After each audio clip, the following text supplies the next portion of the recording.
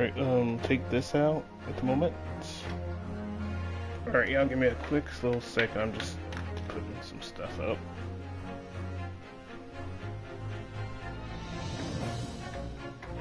Right here. Alright. Let me see.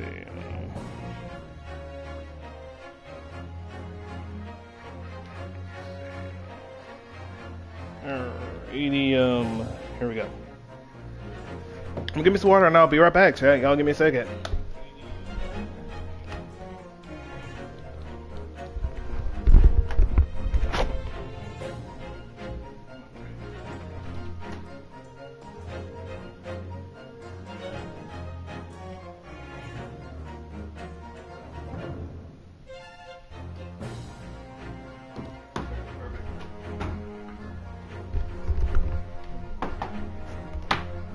There we go.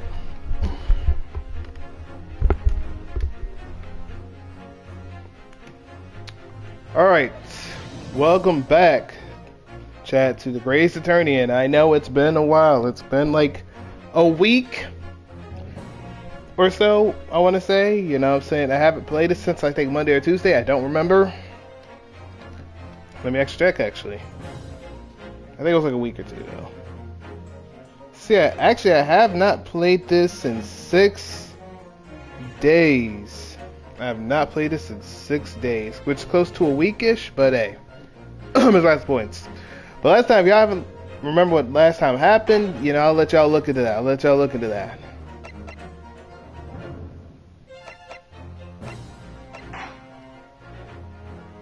So we have this now.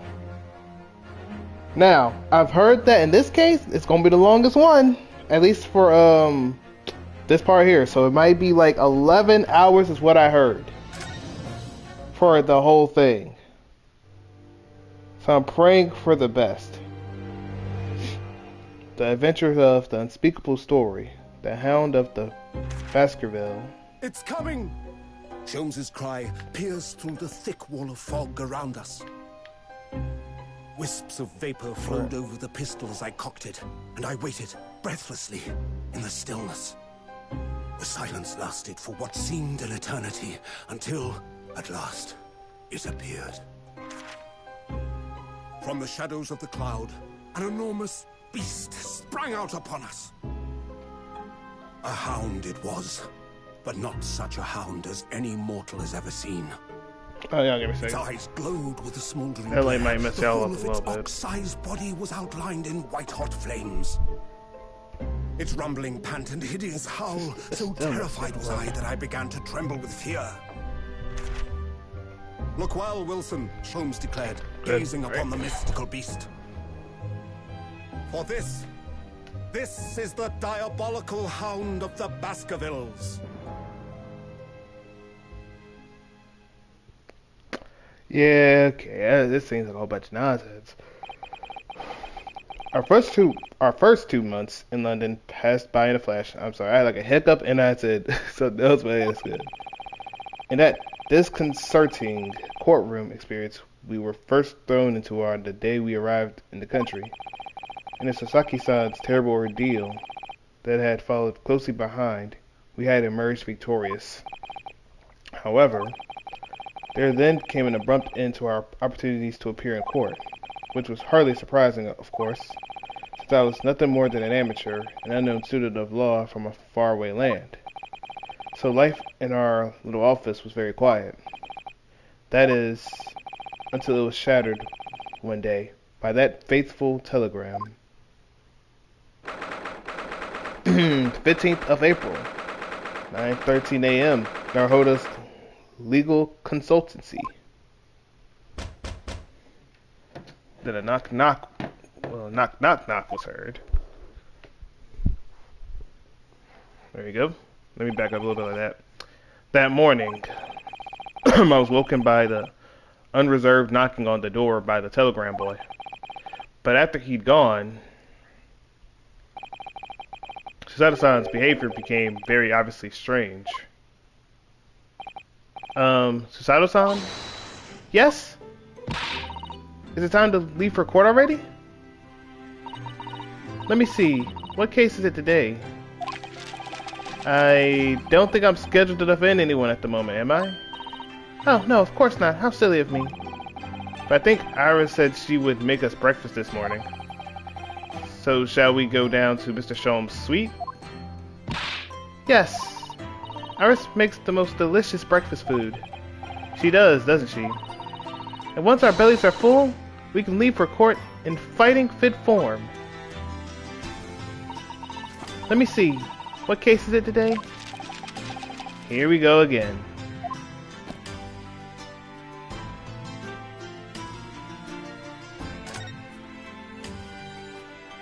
Telegram. So, what was it about? The telegram that was delivered this morning, I mean. Oh, a telegram? I don't know what you're talking about.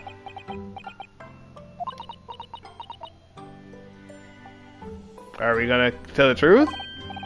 Sorry, but you're not getting away with that. Well, I didn't think I would. Actually, don't give me in a moment's thought. It's nothing. Nothing interesting. Boring, in fact. Ahem. This is a boring old telegram. That's 3 times in a row now that she's tried and failed to convince me it was nothing. I promise that I'll tell you about it at some point. Alright, I understand. I suppose Saki-san will have arrived back in Japan now, won't he? Yes, I should think so. Left immediately after that terrible ordeal. I would too. I definitely would as well. Yeah, I definitely would. Which would mean he should have completed the voyage already, or be just a few days away. A fortnight ago, we had that very long telegram from him. Do you remember? Complaining of seasickness? But by and large, it seems the voyage has been going well. Is something wrong, Naruhodo-san? I was just wondering what might have become of Sasaki-san if he had stayed in London, that's all. You mean, as regards Lord Van Zeeks, the Reaper? Yes, I can't help wondering if seasickness would have paled in insignificance in that case.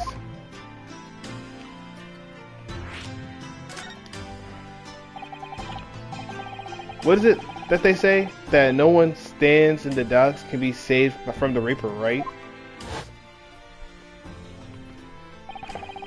Like the way that nightmarish trial ended on the very day we arrived in London. Even 2 months on, the cause of that dreadful fire is still a mystery. Yes, but at least Sasaki-san is safely out of the country now. Presumably, that means that the curse of the Reaper can only take effect within the confines of the city of London, perhaps? Even if that's the case, it's a little comfort. I have a terrible sense of foreboding. If the legend of the Reapers is to be believed, it would mean he wields the sword of justice himself. Come to think of it, I wonder what he's been up to these past 2 months. I'm about to say days, like, nah, man, it's 2 months, man. But hey, you know, he might have done something 2 days. I'm used to saying 2 days, not 2 months. Surely not wielding that sword against more acquitted defendants. No, I don't think so. Apparently Lord Van Zeeks hasn't appeared in court once since our last encounter. Oh. Yes, since Sasaki-san's trial, he's withdrawn from judicial service again, it seems. Really? Just like before, when he wasn't seen in court at all for several years. So, it's just been me who had faced him in his recent spate of trials, then. Just my luck. I wonder if luck doesn't come into it.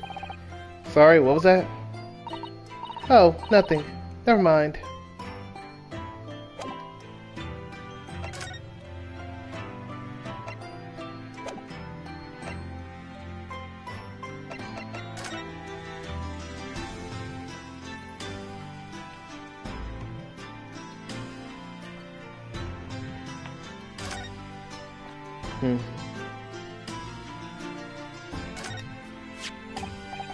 Oh, that must be a telegram. Let's see. Ah! No! You mustn't look at that. Not under any circumstances. Alright, I won't. I'm sorry, Naruhodo-san, but you can be very mischievous at times. Then put the telegram away if you don't want people looking at it. I agree, like, why would you have it there if you didn't want me to see it? That's like if I came up there and I straight up had, like, a big present out there that's out there in the open. Like, bro, that must mean you want me to look at it or something. Like, bro, come on. Tell me you can't tell me to look at a telegram? Like, come on now. Oh, man, if you don't, man, I'm leaving, bro.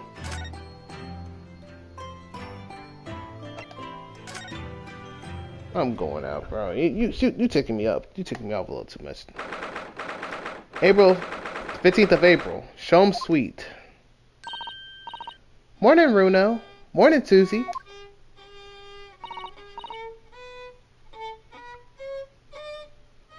I'm looking weird because I don't know what this thing's about.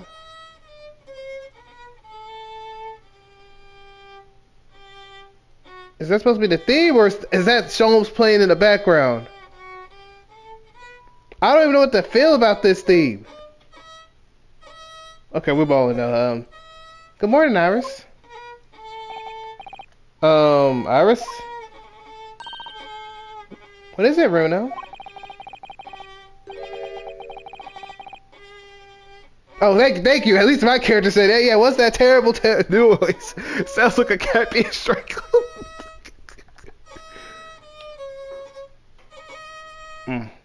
I would say a geese trying to get out of the egg but can't get the final egg out. So it's like, yeah. Like release going on like, here the. Yeah, what is that terrible noise? It sounds like a cat being strangled. Oh yes, you noticed that too, didn't you?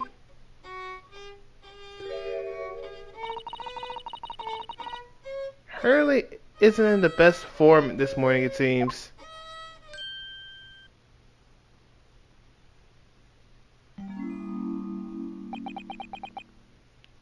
Hello. Hello, Mr. Sholmes. Good morning. Cut, guys.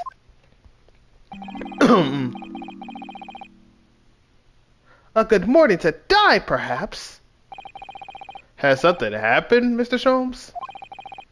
You look miserable in the way you were playing the violin before.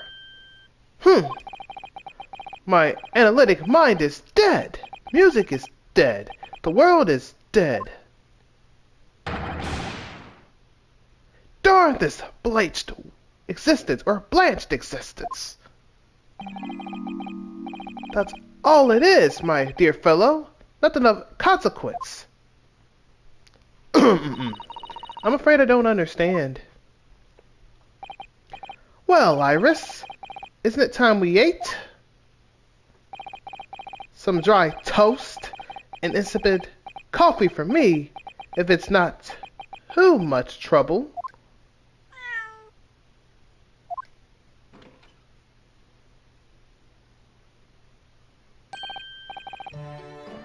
Oh look, it's Wagahai. Good morning, boy. I'm not doing that. He got that.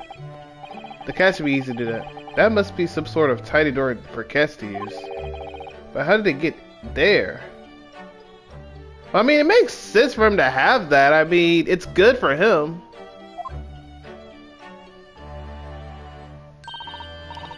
Well then, everyone. Time for breakfast. Oh, wonderful. Let me help you, Iris. It would indeed be a fine day to die. I knew something looked different. Something's missing from Mr. Sholmes' desk.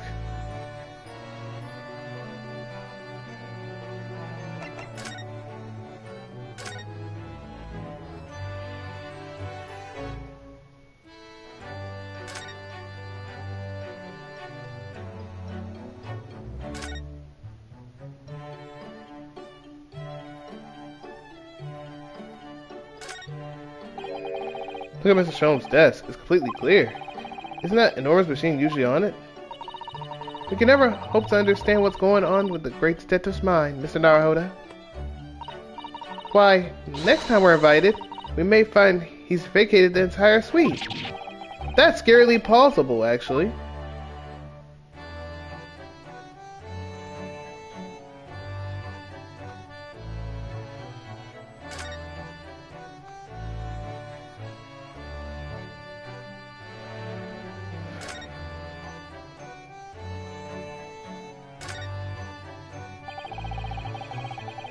Mr. Natsume's cat seems to have settled into his new home then. Oh, yes. And I've become very attached to little Waggy. It would appear his previous owner has completely forgotten him. To him. Cats are unfeeling creatures. Their mews are empty as the hearts of the muses. If Mr. Natsume had no intention of taking Waggy back to Japan, I wonder why he kept him in the first place. I mean, to be fair, he would have had to let that cat stay here anyway, or let it stay somewhere else, because he can't let him go into Japan with him. I expected he would have taken him if he could, but pets are strictly forbidden aboard steamships in our experience. And for good reason. Terrible things could happen if the rule of passage are not obeyed. Well, I don't mind, because Waggy's adorable. Fair point. Yes, he really is. Oh, yes, what about the door? I don't remember seeing that tiny thing in the main door before. Where did that come from? Oh, you noticed? Her servant, Runo. Look, I use this. It's my latest invention. The heck is that? Does that just take a big square and just make a big, like, weird thing for it? What is that? I call it the cat flippo-mat. Wait, is that flappo-mat? I'm assuming it's flappo-mat. Hold up.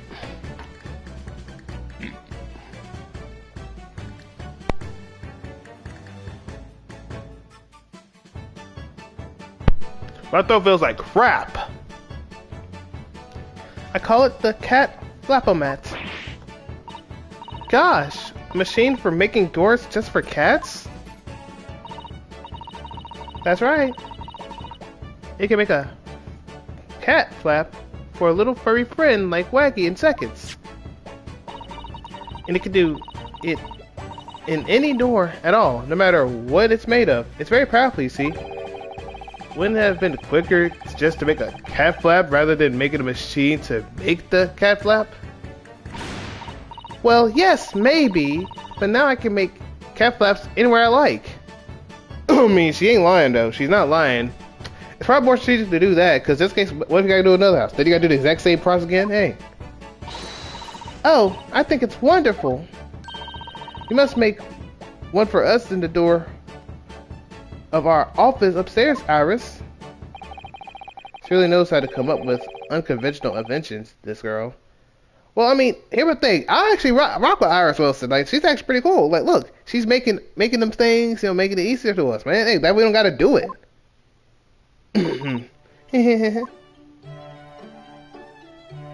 Yeah, we can't worry about that.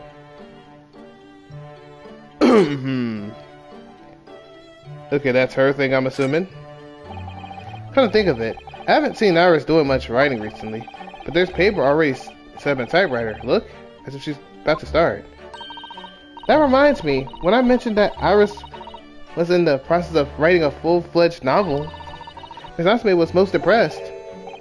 Ah yes, Mr. Natsume. That's what I'll be doing too, once I'm back in Japan, he said through tightly clenched fists and teeth.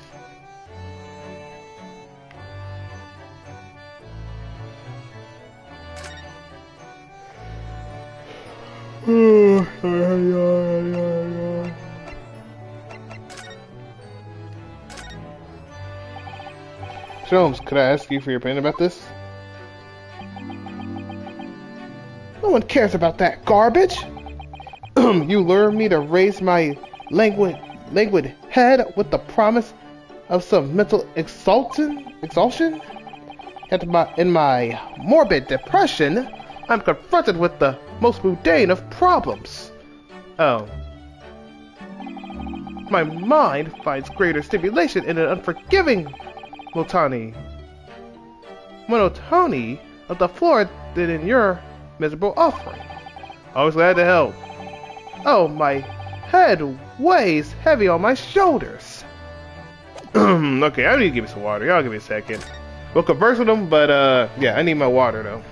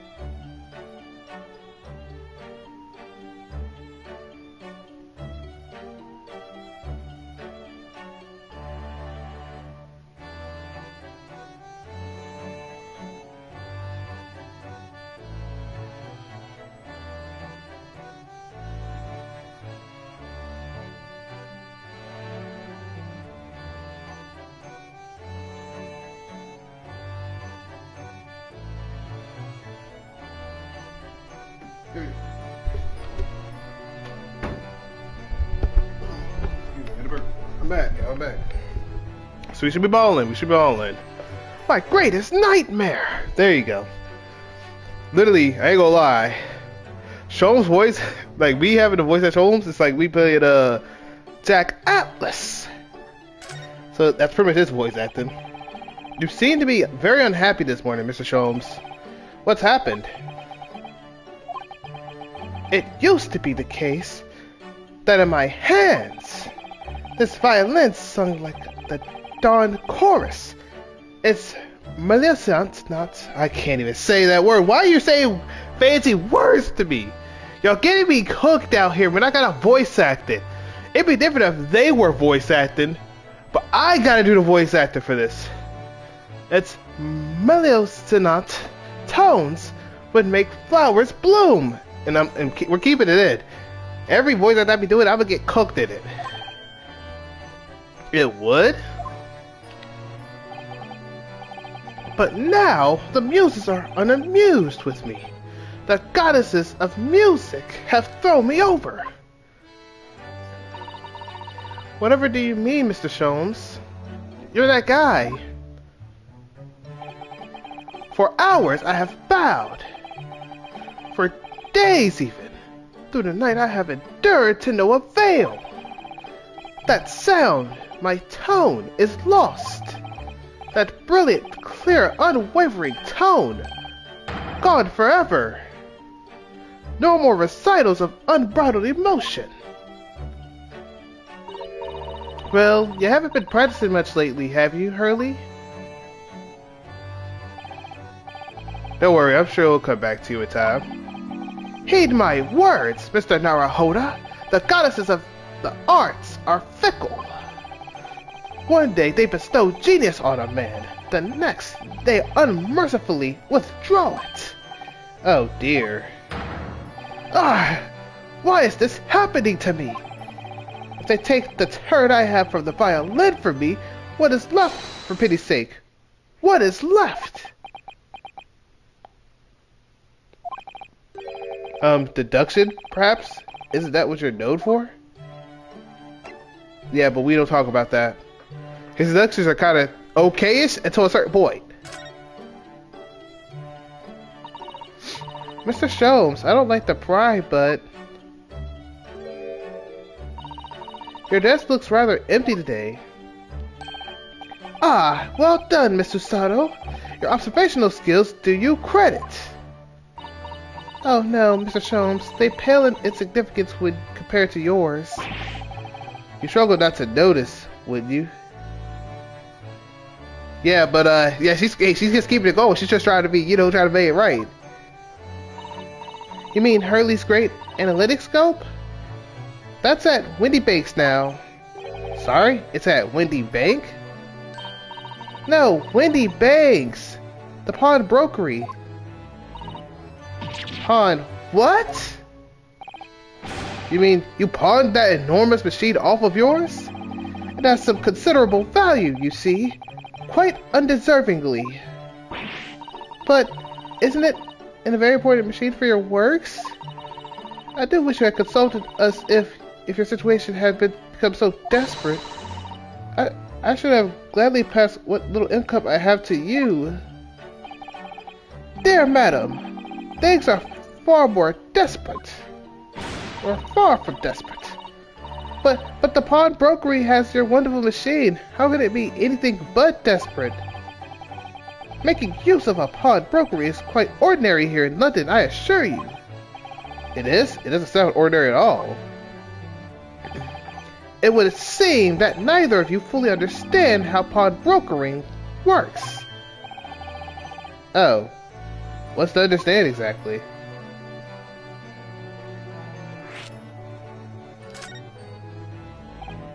What do you mean when you say we don't fully understand how pawn broking works? My bad, not brokering, but pawn broking works. There you go. To the people of London, pawn brokeries are akin to banks. There you go. Now brokeries, there you go. You got brokery there, but with the E's up there. Banks. On Mondays, merchants relinquish their finest jackets and trappings to their pawnbroker of choice. With the money they receive in return, they're able to trade happily through the week. And then on Saturdays, they go to recover their things using the money they've earned. I had no idea. This has been a fascinating lesson for us. Everyone does it, you see, especially people in inner London. And should they have the money to spare, they would purchase another fine jacket. Not to wear, obviously, but to pawn, should the need arise. Oh, how ingenious. So whenever we have something that gets into the way, we leave it at Windy Banks, you see. A pawnbrokery can be thought of as an extremely secure vault. Who would have thought that even pawnbrokers are different here in Great Britain? Of course. You have to watch Hurley with it. Sometimes he pawns things he really shouldn't. No wonder why. He out there pawnbroking something that's really important to him. Don't you, Hurley? Don't do me like that. What does it matter? The world is dead to me now.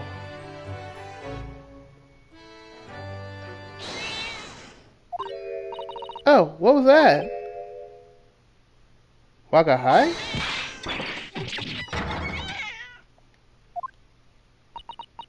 What is going on? Why are you trying to crash out? What was that? Oh no! My guy's tangled up in your violin. I think he thinks it's a toy. No. What's he doing to it? Oh dear, Mr. Show's precious violin. Why should I care? What? I shouldn't be surprised. If the cat is more accomplished musician than I now. Dang, he does not care. He's just had it, bro. Mr. Sholmes really is in a poor spirits, isn't he? Well, anyway, I'll put it where it lives.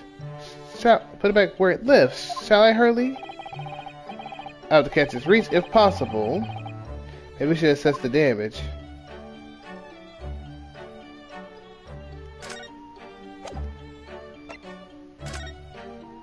No.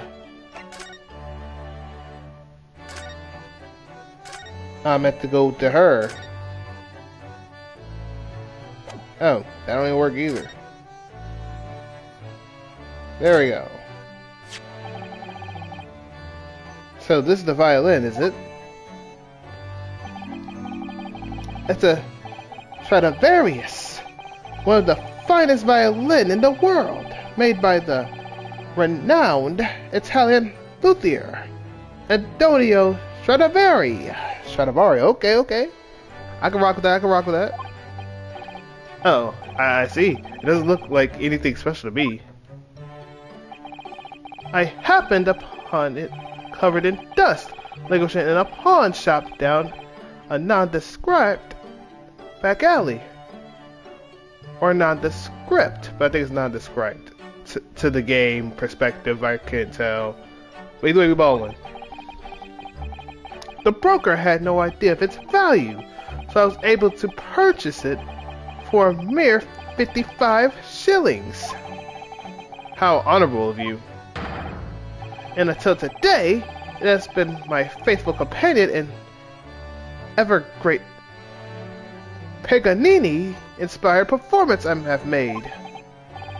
I ask you, is there a reason to live in a world devoid of music to tolerate this blanched existence? No, there is none.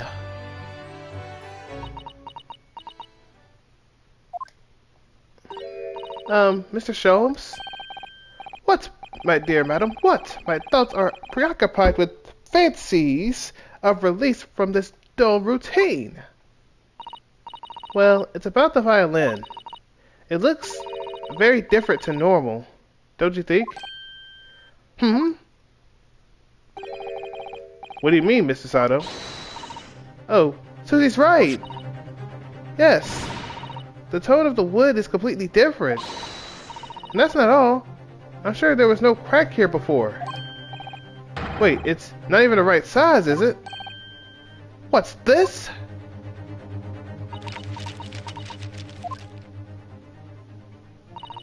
I'm terribly sorry to tell you this, Mr. Sholmes, but that instrument isn't a violin at all. Then what?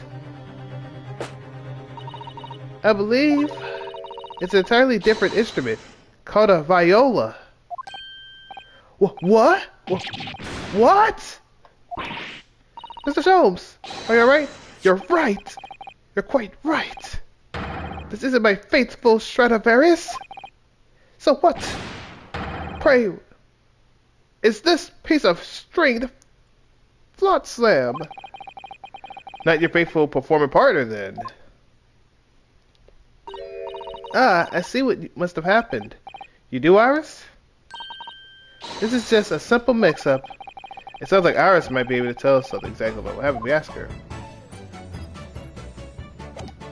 Oh, my bad.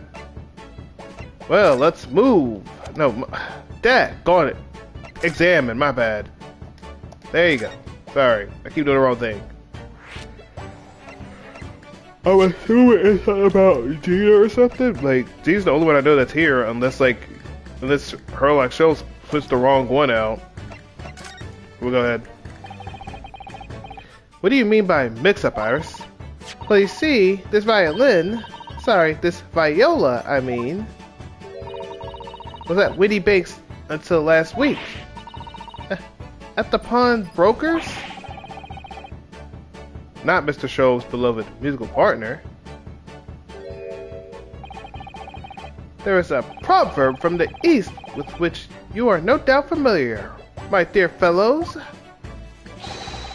Always let a beloved child travel. Yes, indeed.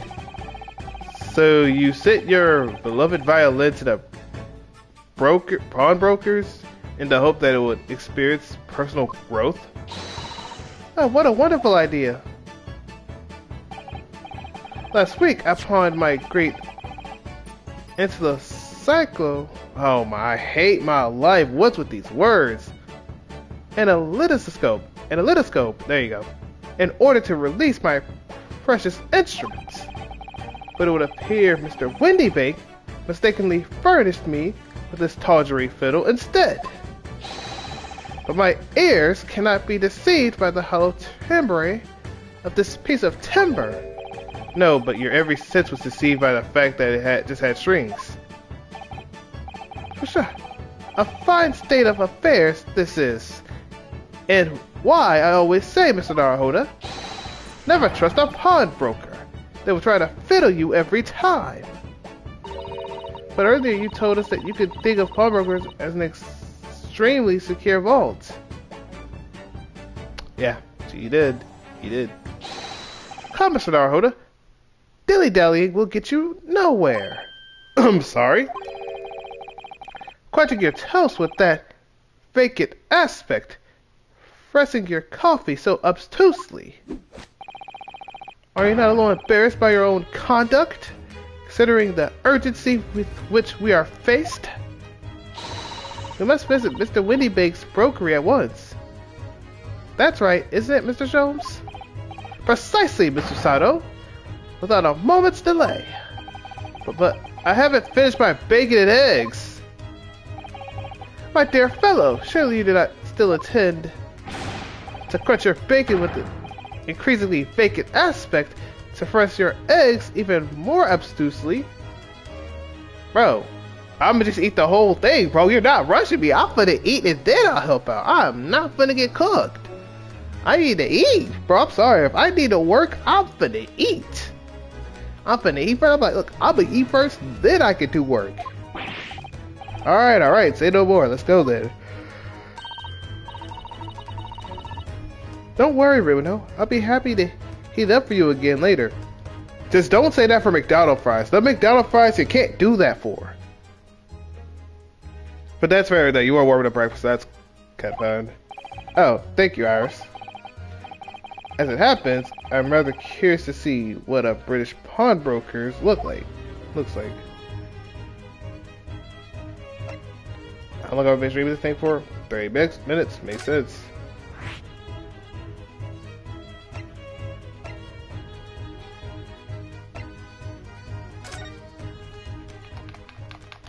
I don't know how long I'm gonna play this because sometimes this thing be on some nonsense. The April 15th. Oh my god, I'm yawning so much. I'll go second. Why am I yawning so much?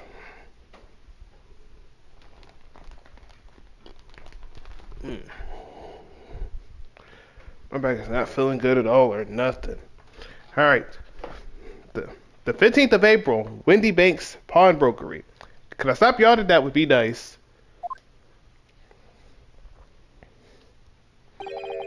So this is a British pawnbrokery? Oh my!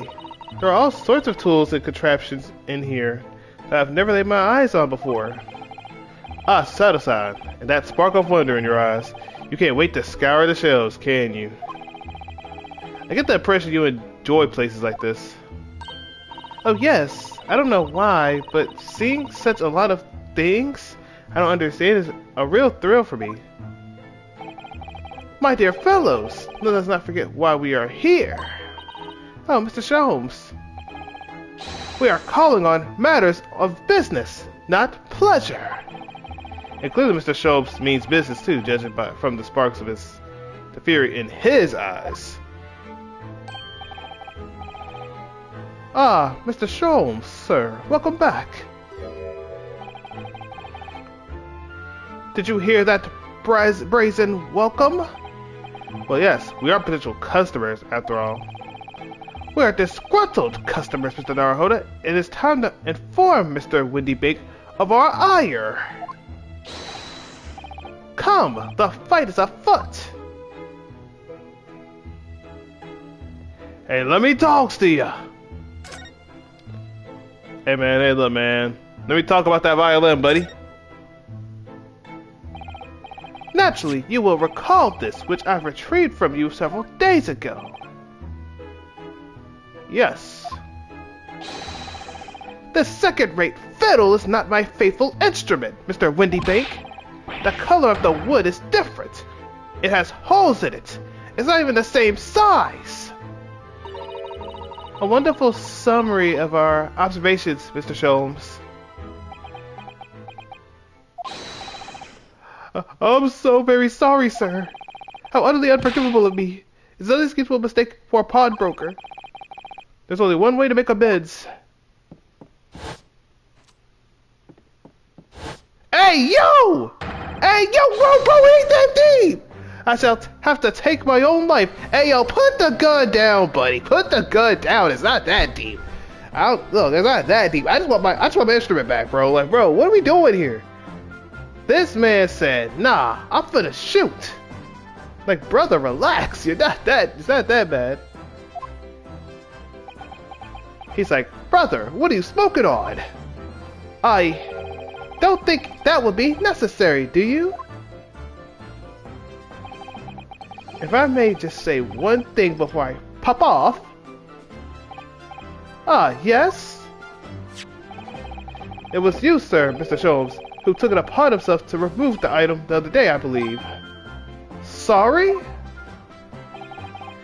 As I recall entering the storeroom to fetch your violin, when I heard, here it is. You did? And when I turned to controvert you, you had taken the viola and left, sir. However, there can be no doubt that the blame lies firmly at my own door for allowing you to leave. I don't know what voice I'm going to do for him. So I shall not grumble or grouse any longer. May this guilt die with me. No, stop, my dear fellow. The phone is mine. Like, bro, you ain't gotta use it. Bro, I'm sorry. If people are like this, I'm sorry. Get them away from the gun at all costs.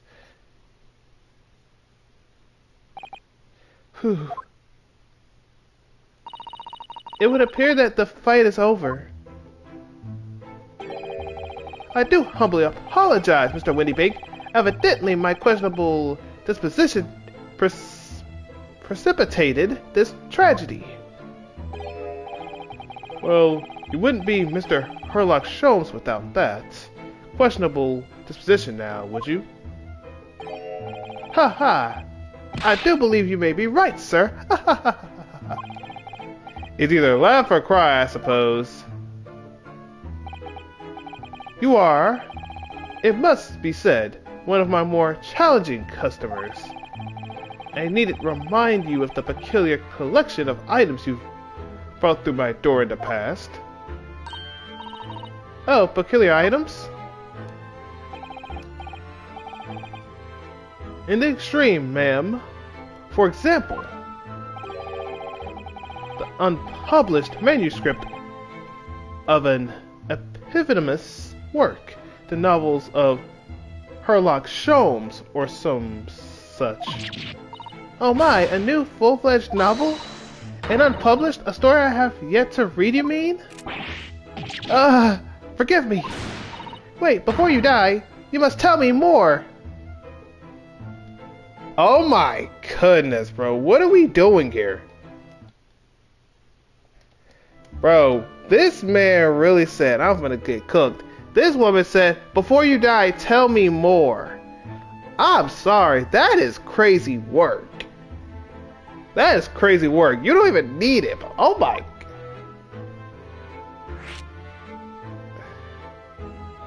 Okay, let's just go down to the unpublished story, buddy. Let's just do that. I must know more. Tell me everything. Wow, Side is really fired up now. Is there really an unpublished story under this very roof? Well, one day the gentleman here brought an old metal chest, you see. I should like to entrust this to your care for a while, Mr. Windybank. For a chest like that, 1 shilling, sir. Not a farthing more. It houses something of great value indeed. The latest manuscript recounting the adventures of one Mr. Herlock Sholmes. I beg your pardon? A manuscript? You wish to deposit a manuscript? Indeed I do, for I am confident it will be quite safe here. And that was that. As such, Mr. Sholmes' latest tale of otherworldly mystery lies dormant in my storeroom. Mr. Sholmes, is that really true? Do I sense that's something that he was going to talk about in this? I continue to pay your fee, do I not? Then kindly continue to store my belongings securely. Of course, sir. Of course. They're safe and sound with me, I assure you, all my life. This is all very strange. There you go. I wonder, could I ask you something? I swear, I hate that I have to yawn every time that this happens, but anyway, we all would know. Ah, a gentleman from the east, I see. Yes, that's sable suit. Suppose I could offer you 6 pence for it. Without wishing to offend, the tone is somewhat dull. Sorry? Aha! But for your splendid attire, ma'am. 5 guineas, no less. The colors are exquisite, the design exotic. Eastern artistry at its finest, may I say. Oh my, 5 guineas, you say? How interesting. Why do I have a feeling as though I've suffered some sort of defeat here? Actually, I was hoping to ask you about your business. I've heard of its... hold up, my bad. Going on again. Sorry, I had to keep going every time though, for no reason, man. Am I tired or something? Like, dang, I shouldn't be tired. I've heard it said that pawnbrokeries are used rather like banks here in London. Hey Kayla, how you doing? I'm sorry, I'm tired for some reason. I don't know why I'm tired. I feel tired for no reason. Yes, sir, indeed. Many of my customers utilize the establishment as you describe. I praise their items and offer them a proportionate loan and 2 months of secure stowage. Makes sense?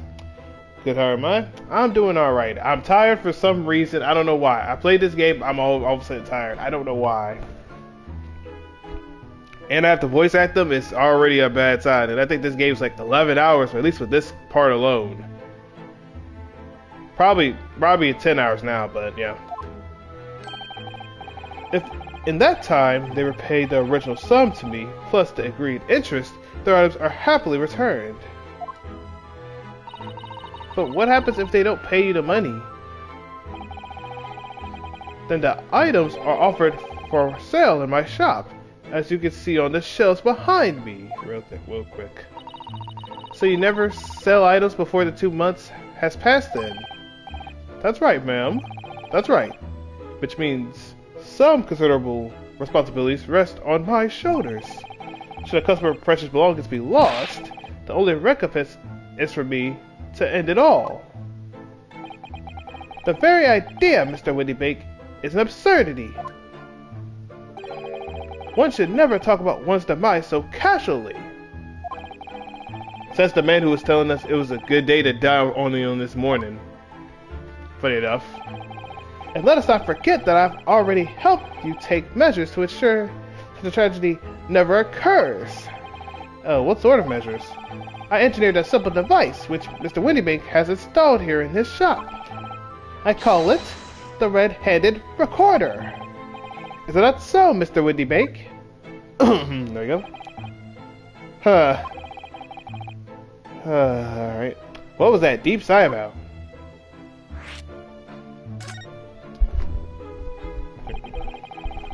What on earth is a red-handed recorder? Use your eyes, my dear fellow. There are 2 just below the ceiling. I can see what appears to be a camera attached to some sort of timing device. Very astute. It is indeed a camera furnished with some 100 pieces of celluloid film. Or is it called celluloid or I'm gonna call it celluloid, I think, film. I don't know. I'm just gonna keep balling now. Keep rolling. And every 30 minutes, precisely, the camera automatically records the appearance of the shop. Here, I have an example I can show you.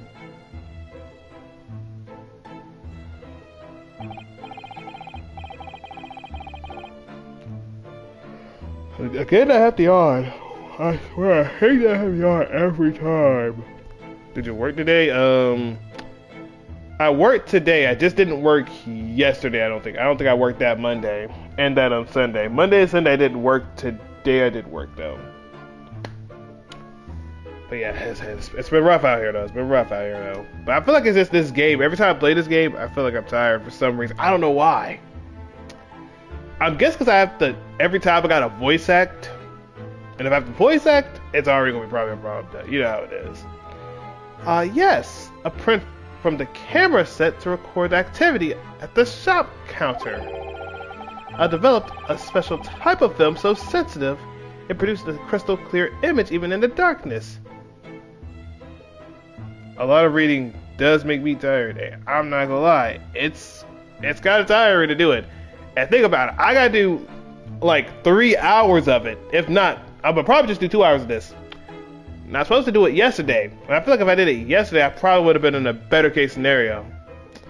But yeah, I gotta do this. Like, this thing is like 11 hours. This whole trial or case itself is 11 hours of what I was thinking. And like I said, I did probably like an hour of it right now, right? Hold on, let me check. Close to an hour about right now. So close to that. And I'm not even doing the trial yet. I'm not even at the trial yet. Sad enough. So I gotta do that. Try to at least get to the end of it, or supposedly close to it, and then see how it goes and pray for the best. And on top of that, I'm doing actual voice acting on top of that, which makes it worse. Now, if I'm reading my regular voice, I probably would be alright. But if they had voice acted, I'd be happy. But apparently they don't have it. Not in these games. Really? That's extraordinary. Yes, you can clearly see the counter and the door behind it. Look. Yeah, that makes it worse. Especially for me. So you see, were someone to enter the premises with ill intent, his identity would be summarily exposed. But did you not say that the photographic print were taken at 30-minute intervals? Where's Sherlock Holmes? He's right there. He's right there. He's right there. He's already there. Sherlock Holmes is right there. Yeah, he's been up there. He's been up since this whole thing. Like, this whole case is pretty much for him. Probably, I think. Indeed, as you say, my dear madam. Then what if the incident were to occur in between times? One could only say that would be a cruel twist of fate. I must confess, your devices have been giving me some cause for distress of late. I beg your pardon, Mr. Windybank? Surely they are anything but distressing. Reassuring is the word. Not really, I mean, if it's not like a video thing, you're getting cooked. But you did speak them up, though. You did speak them up. But Kayla, you did miss that I was playing, Marvel Rivals, though. So I saw you on, though, but me and, I know it's Vortex and, Rico, we were all playing Marvel Rivals, but we were playing, like, ranked and stuff. Mainly, until, I ain't gonna lie, I didn't want to lose no more points. I ain't trying to do that. Okay, this thing fix itself. There we go. It's the cost of the film, sir. You most graciously placed not one, but 2 cameras in my shop, after all. Which means I must pay for nigh on 100 utterly useless prints every single day. I'm afraid the cost of the film would break me before I'm very much older. I thought my brother is right. Oh, that's what's up, that's what's up, that's what's up.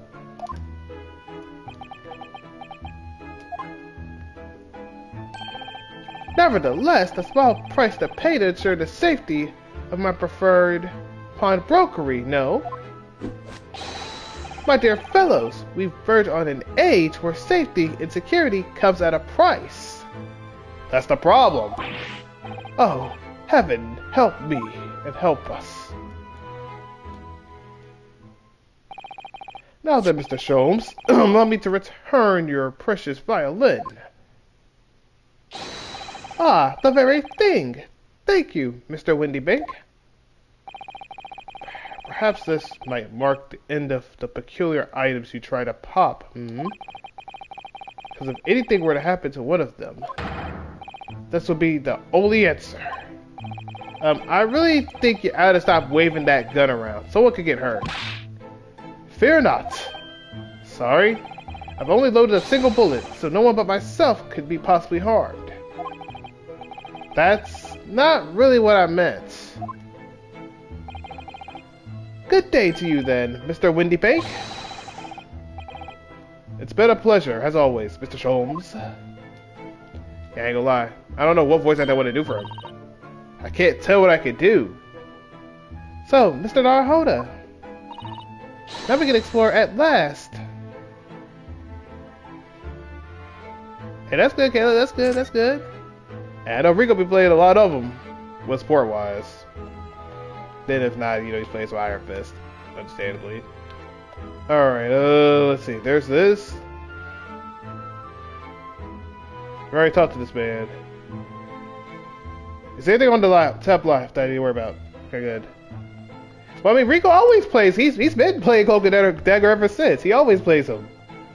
Especially if there needs to be a support, he plays him. He definitely does. Look at that enormous ledger open on the counter. Oh, you got that there. You got that there. You got that. I'm not a support guy. Like, I'll play a little support if I have to, but yeah, I'm not no support. I'm definitely not a support main.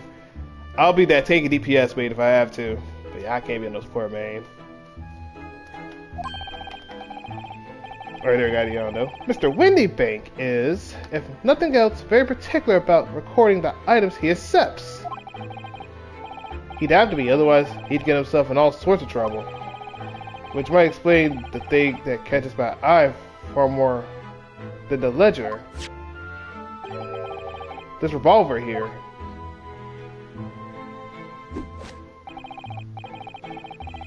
Said, okay, let me see that. I just feel like whenever I don't play support, the support don't be support. Well, I mean, that is kind of fair. That is kind of fair, though. It'd be like that, stuff. It'd be like that. That's support me. I feel that. Well, that depends on who I am, though. I try to help out supports if I can. Unless I'm getting jumped. If I'm getting jumped, I'm probably gonna have to fight them and back them up and try to do the best I can. That's the best I can do. Not entertain even a single thought of delivering an article herein, my dear fellow. I assure you, Mr. Windybank would not hesitate to draw that weapon with the speed belaying his portable size or portly size. Oh, you don't mean he'd blow his brains out? Indeed, in recompense for his blunder. Yeah, he definitely would do some dumb nonsense like that. That man really was about to shoot himself for nothing. I'd be just getting jumped by Iron Fist, Venom, and Spider-Man in the backpack. Hey, look, man. Take your time. Hey, I ain't gonna lie. All you need to do is play some Neymar. You be good. Play some Neymar. Yeah, play some good old Neymar. Or have someone to play some good old Neymar. Otherwise, yeah, you ain't gonna like how to get cooked. Oh my. But in any case, of course we would never do such a thing. How could you even suggest it?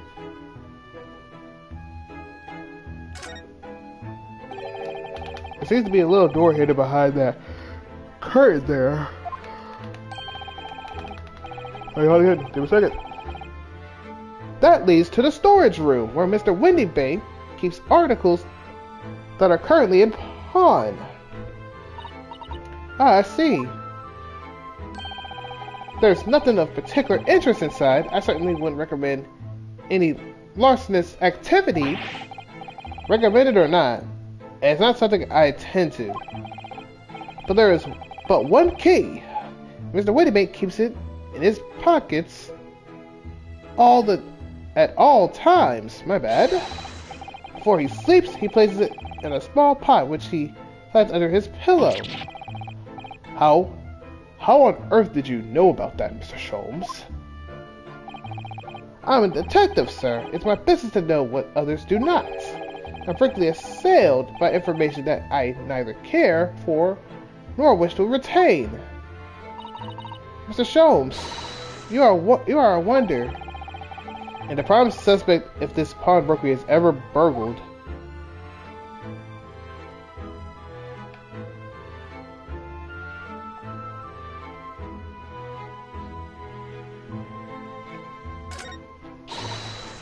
Look at this! Look at this lovely big shining box be. That, my dear madam, is a music box. Surely you have such things in your own country. Oh my, yes, but I've certainly never seen one so large before. Shall we listen a while?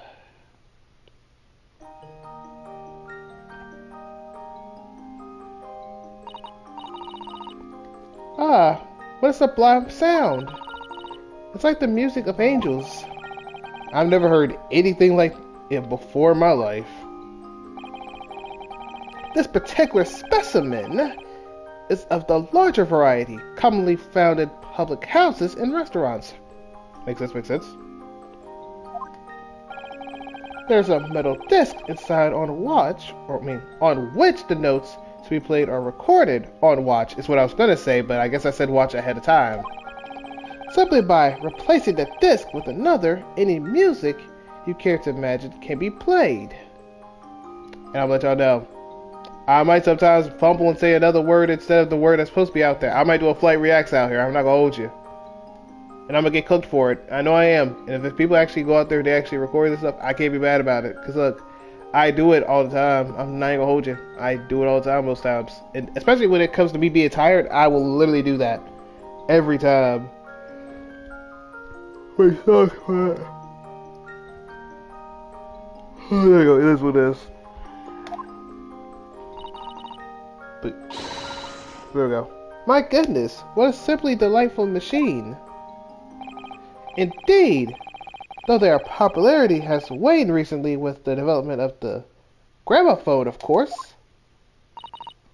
Science and technology advance at such an overwhelming pace. Indeed, that is very true.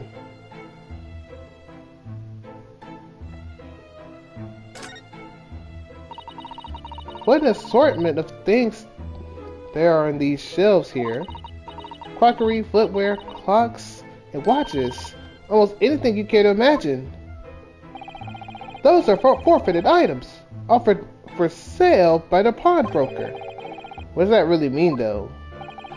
When you pawn, or colloquially, pop an item, the broker loans you money against its worth.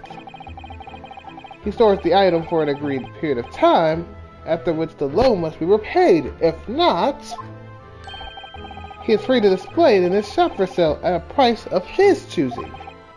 Oh yes, now that you explained it, I'm noticing a little price tags on everything. Of course, simply by paying the agreed interest on the loan, one can extend the period of safekeeping. So you may pawn that black garb of yours without fear, my dear fellow. My treasure university uniform? Never. It embodies the student spirit.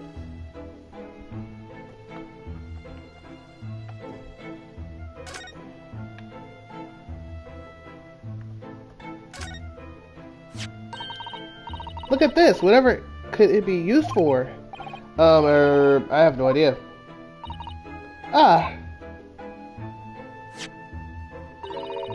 There's a small catch this here. Look. We're going to open it, aren't we? Oh my, that's amazing! It has some sort of spring-loaded mechanism, which we'll never manage to put back in the way we found it before. What are you two doing? What, us? Nothing. No, nothing at all.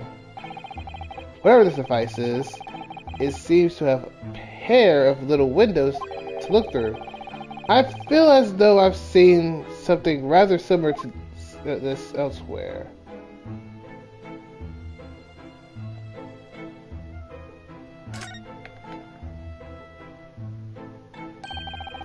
That's not a calendar you could easily miss, is it?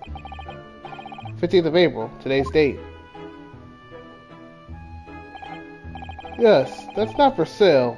I must point out. It's an Eastern-style page-a-day calendar. Every night at midnight, I tear off the front page to reveal the following day's date.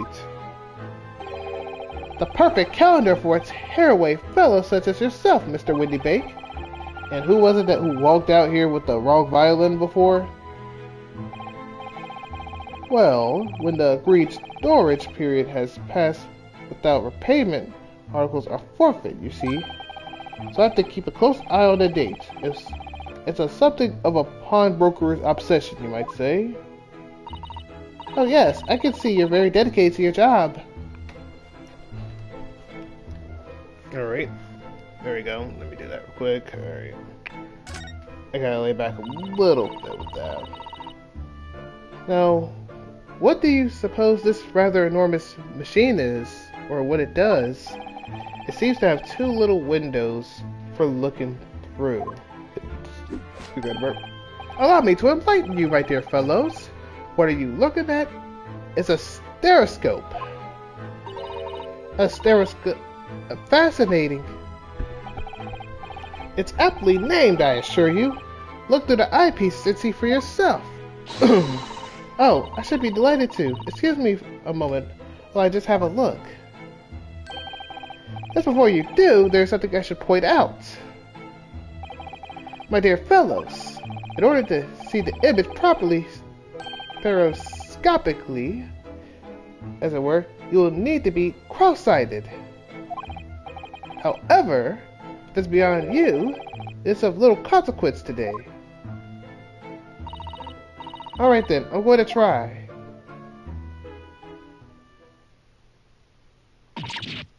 Ah! There's no Hoda! You must see, at once! Oh, alright then. So I need to be cross-sighted, like I'm trying to look at my own nose.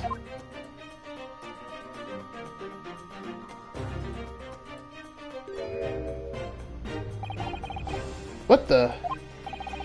I don't believe it. It's in a photographic print, but it seems like you can reach out and touch it. Yes, the sense of depth is startling, is it not? Stereoscopes are one of London's many fads. They're often found in the little stalls in the park. People queue for hours to see them. Why? Why are people meddling with such black magic? It is no magic, my dear madam. It is, well, far too complicated to explain at present. We shall save this lesson for another day. Indeed you shall. Oh. What? Only tuppence for it? That ain't fair, you know it. The article is barely worth the penny, miss. I cannot offer more. Sounds like there's an argument brewing over by the counter. Come on, that can't be right. Have you even had a proper butcher's at it? I said, all I need to see, young girl. Yep, that's Gina. Wait, don't we know? I'm sure I've recognized her. Oh, yes. It's the young lady from Mr. McGilda's trial 2 months ago. Her name is Gina Lestrade, my lord. She's a chancer, and her crest among the large crowds, leaving people up their purses. What are commonly called a pickpocket. She does that.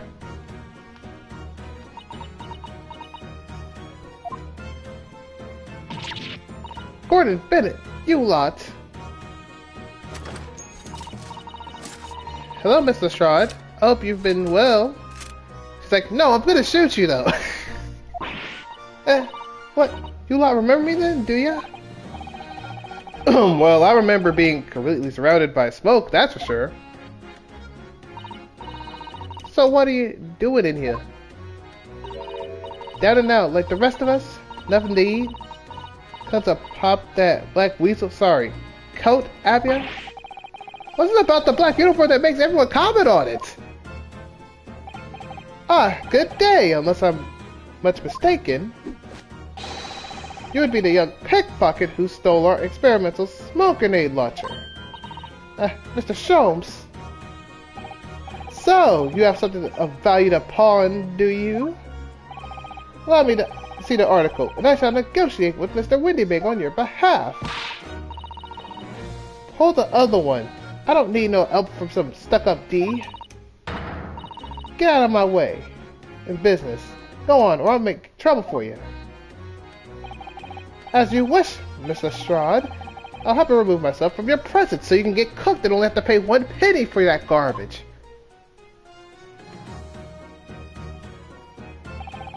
He's really done it. He's gone. I'm sorry, but as I said, there's really no room for negotiation here, and congratulations, you're kind of cooked, because he was your only help out there. Now you're cooked. What is that thing he has in his hand? Some kind of metal disc? And you, go on, leave me alone. Oh, Mr. Strahd, just pretend we aren't here. You can't be offended in the slightest. Southside kid really stand her ground when she wants to. Whatever.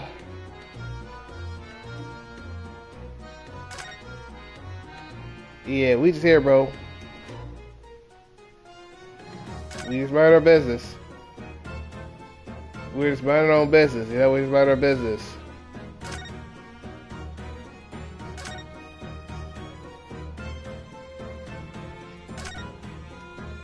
Hey, just do that. Mr. Windybank, what exactly is this metal disc that Mr. Strahd has brought in? It seems to have hundreds of tiny little bumps on its surface. Ah, that is a music disc, you see, for use inside a music box. In a music box? What? You don't even know what a music box is? You Mr. ain't too savvy, eh? I know what a music box is, just never seen one of these discs before. The small protrusions on the metal disc encode the tune to be played by the music box. You simply insert the disc and it set the machine going, and beautiful music plays. So incredible, tell us, what tune is on this disc? Well, I'm afraid I couldn't tell you that. There are so many different types of music boxes, you see. British made, German, Swiss. I have no way of knowing which particular machine this disc was made for. Ah, I see. And that's in a nutshell. I wouldn't have any customers for an item like this, even if the young lady forfeited it. Really, I'm already offering more than I should at a penny. That's a packet of lies. He told me he did. He said it was, well... What? He? Who? Never you mind. It just ain't right, that's all. This is worth good money. I know it is. Well, I mean, he doesn't know what the thing is, though. That's the problem. If you told him what, like, the thing was or what music played out of it, you probably could get some money, or better money at that. Well then, you'll have to try your luck at another pawnbroker, won't you? Yeah. I mean, he's not lying. I mean, if you ain't gonna tell him what it is, he's not gonna be able to know. He knows the disc, but he don't know what kind of disc it goes to. He don't even know how to tell.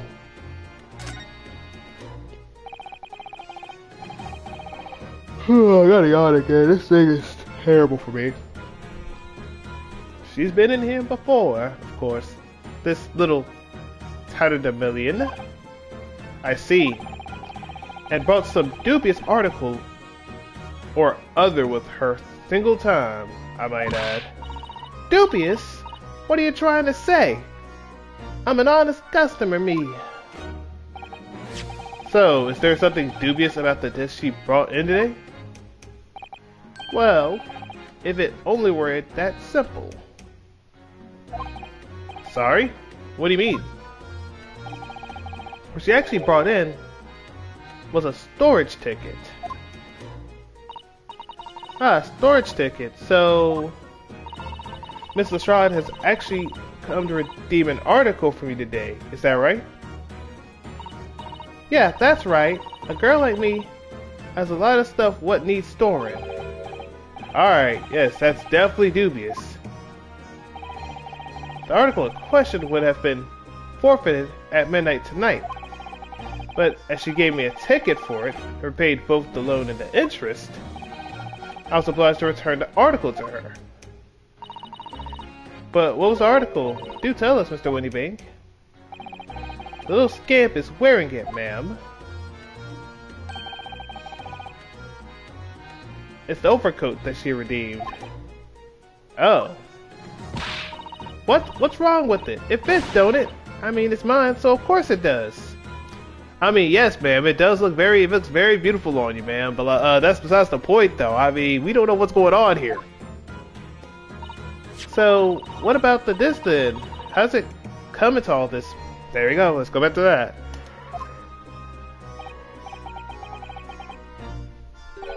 There we go. Ah, the disc is something else. A new article to pod if the girl and I can agree on a price. And that's fair, that's fair. So, can you tell us, like, what's going on with that? I'm confused. I thought you said Mrs. Strahd brought a storage ticket today. It's really quite simple. Yes, the child bought me a storage ticket and the money owed on it, as you say, for this heavy black coat, which you returned to her care as I understood it. That's right, yes. And rather unsurprisingly, as soon as the little ragamuffin put the thing on, she went rifling through the pockets.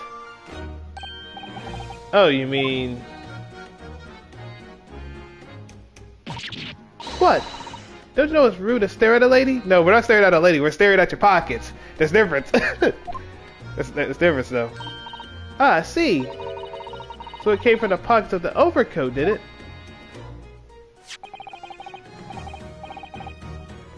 If you mean this, then yes, exactly, ma'am. And she immediately tried to pawn it.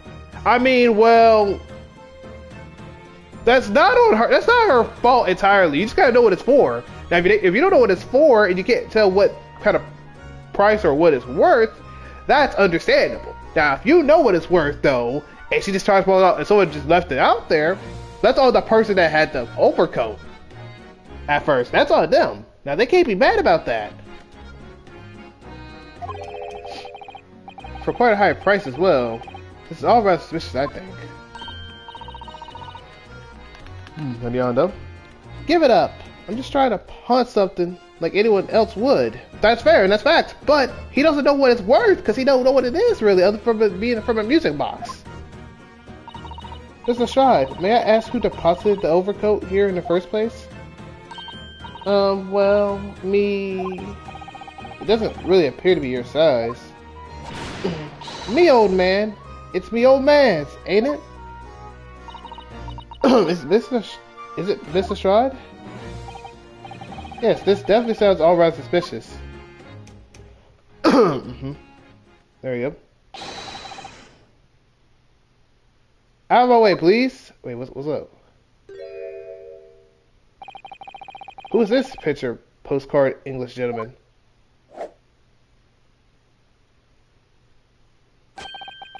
Good day to you, ladies, gentlemen.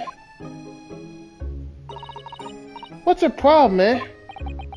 There is no problem as long as you remove yourself. I have matters to discuss with the proprietor. Sounds interesting. And if you intend to make a problem of it, I shall see you outside, little girl, for the hiding you deserve. Look, ain't it obvious? I ain't done talking with him yet. If you think you're such a gent, you should know how to wait in line. Well, you are an impudent little brat, aren't you? As well as a pickpocket. Eh? Who are you? How do you know who I am? The question is, how do you not know who I am? I'm him. You haven't the courtesy even to remember the faces of your victims, it seems. What? You mean from you? Broker. Yes, sir. I believe this filthy pickpocket has just redeemed an article from you, no? Yes, sir. The article in question belongs to me. I demand for it to be returned at once. Oh my! Now that's a lie. What are you trying to pull? Give me back my overcoat, you wastrel. And needless to say, any music box discs too. No, you can't have it. You just can't. It's me, old man's. Or was it? Or it was. Now it's mine. Goodness, Mr. Naruhoda. This is very awkward situation. Yes. I think perhaps we should hear both sides of the story in a little more detail. Alright, baby girl, let's cook.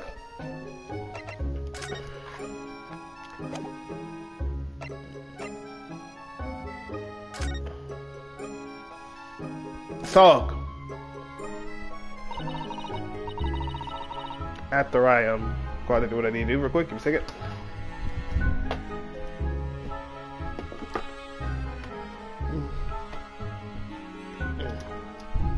That's where that thing hurts my back more than anything, General. Alright, there you go. 1 little second, real quick.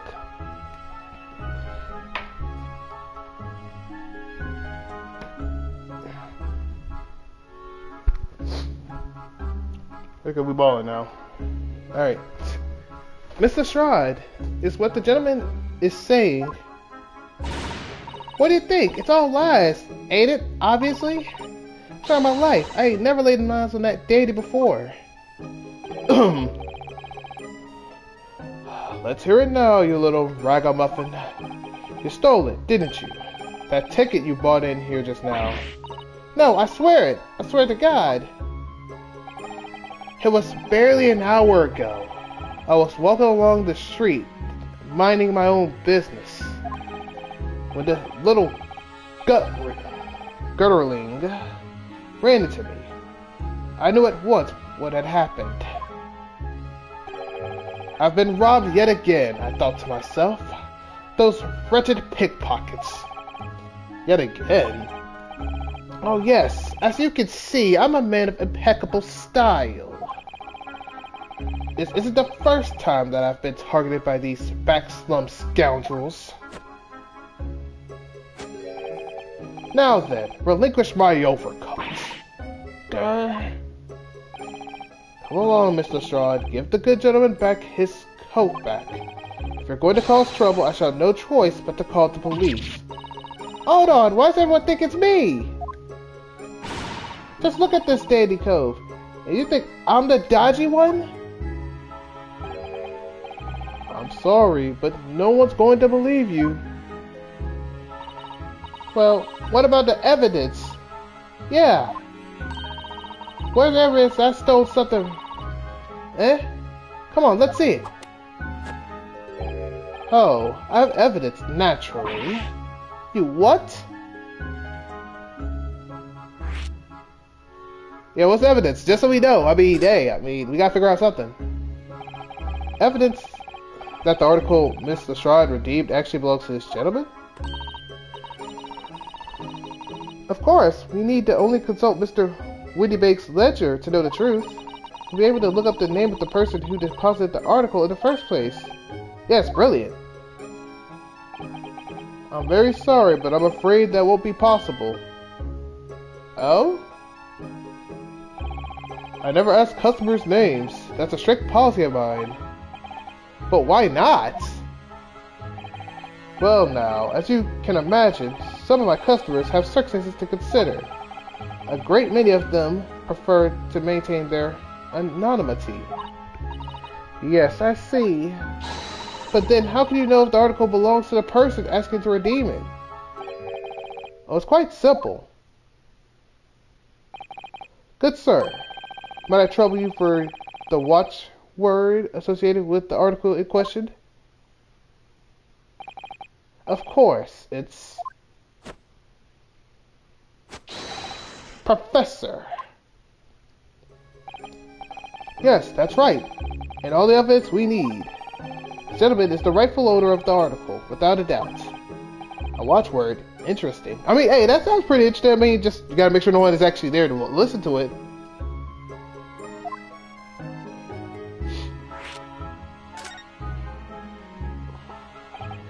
So, about these watchwords, Mr. Windybake. As I just explained, give me some going on. Alright, back where we're at. I never ask customers names when they deposit items with me. There are many reasons why certain customers would like to keep their activities a secret. That wasn't exactly subtle glance at Mr. Sholmes now, was it? Great detectives have no dark secrets, not at all. Yes, well, anyway, that's why I always ask for a watchword whenever I accept a new article. In many ways, it's like the secret combination of numbers used to unlock a vault. The date of deposit, a description, and a watchword uniquely identify each item. And of course, then I give the storage ticket to the customer. When someone comes to redeem something, I ask for the ticket and the watchword. And if that someone tells you the correct watchword, you return the article. That's right, sir. Yes, just as soon as the requisite fee is paid. Now I have supplied you with the information you require already, but from the avoidance of doubts, the article in question is an overcoat, deposited 2 months ago on February 15th. With the watchword of Professor. All perfectly correct information, sir. Ow. Really, this is beyond a joke now. There is no further room for doubt.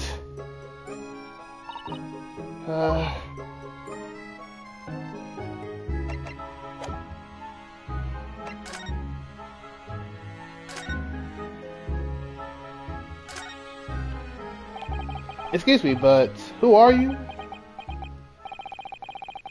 One would expect the inquirer to introduce himself first.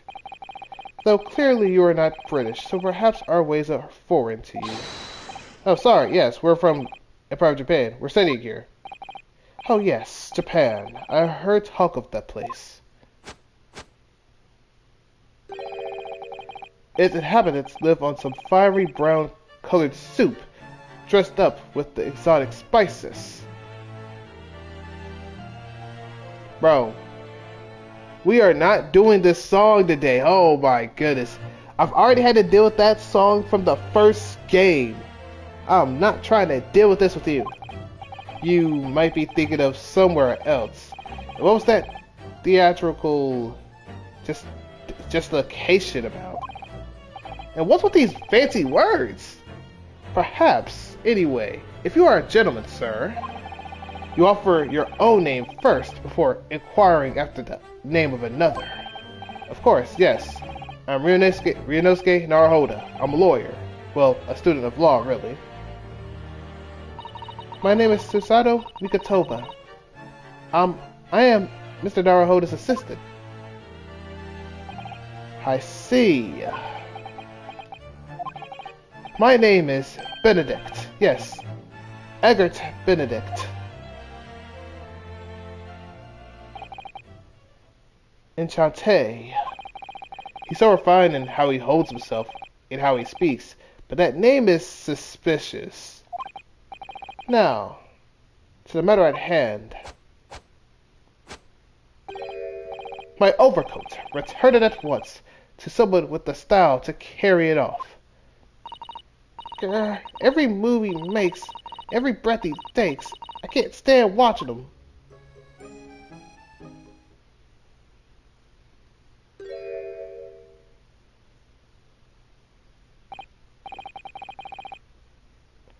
So let that be an end to the matter.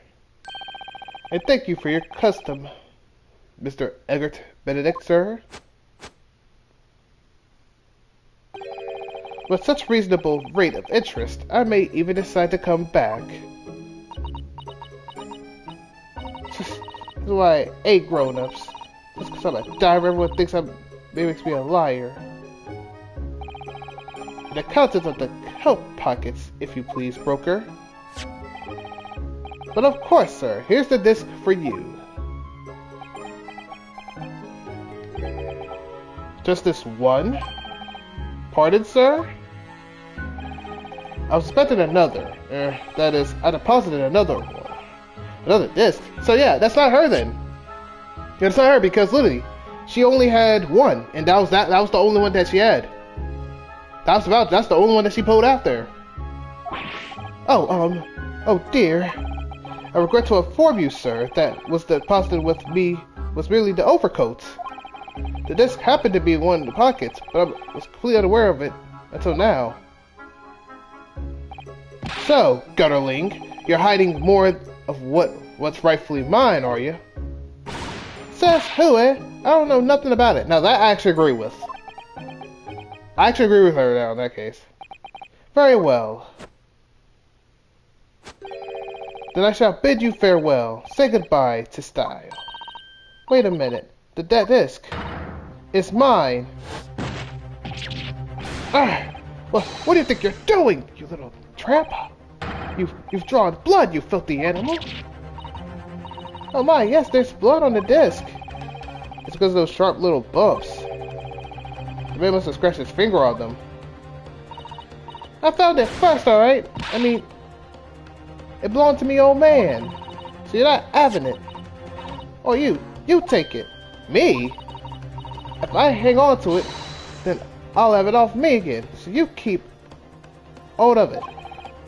Let's try it, why is it so important to her? You there, in the black livery. Hand that disc to me at once, please. No, don't. He's lying. Grown-ups are liars. What do I do now? How am I going to resolve this?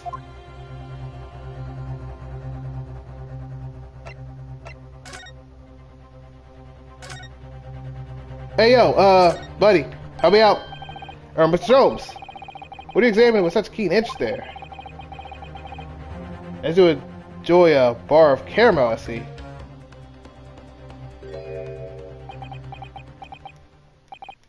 So, you found me at last, Mr. Narhoda. No, I've been knew where you were at. I just was waiting for you to come out. Sorry. After that young pickpocket sent me on my way, I was forced to lurk in the shadows, fully ostracized as the rest of you partook in the jovial atmosphere of fellowship. I have nothing to occupy my mind, but I was too ashamed to let society see what my downfall has done to me. So, feigning mock interest, I pretended to examine the tedious trinket in this desolate place. Whilst, as you shrewdly observed, gnawing on the only friend I have left, the 7% solution of caramel. Pray, do you claim to understand the depths of my despair, Mr. Narhoda? But how could you? I was so alone, lonely, so desperately lonely. Then why on earth did you want to rejoin the conversation? Things would have gone bad to worse here, you know. Yes, I overheard much of your conversation. Or rather, in my craving for human contact, my ears devoured every word that was uttered. You really were sad, weren't you? Poor Mr. Sholmes, I feel simply awful for you. It would seem that my inferences are correct. Oh, surely you're not about to tell us that you've solved the entire case once again. My dear madam, sometimes I wonder, were my geniuses for deductions to be commoditized? How much could I have pawned it for? It seems Mr. Sholmes has had another of his flashes of inspiration. But who knows if it will help resolve this situation between Miss Lestrade and the mysterious gentleman. What's the right thing to do here? That's seduction.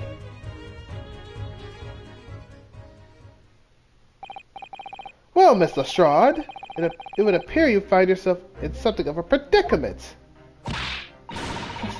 Where in the blue blazes have you been, eh? Pardon? When a lady's in trouble, a true gent's supposed to be there to help. Straight away, not an hour later. But didn't you just tell him to go away, you didn't need his help? See, that's what I'm talking about. Y'all ladies gotta understand. How you gonna say, leave, I don't need your help, and then say you need help? Y'all ladies don't just be pickpocketing, bro. Like, come on, bro. She a pickpocket, but she a lady that pickpockets and pickpocket with her whole testimony. I can't help her on that case. Harsh. And who, pray tell, are you?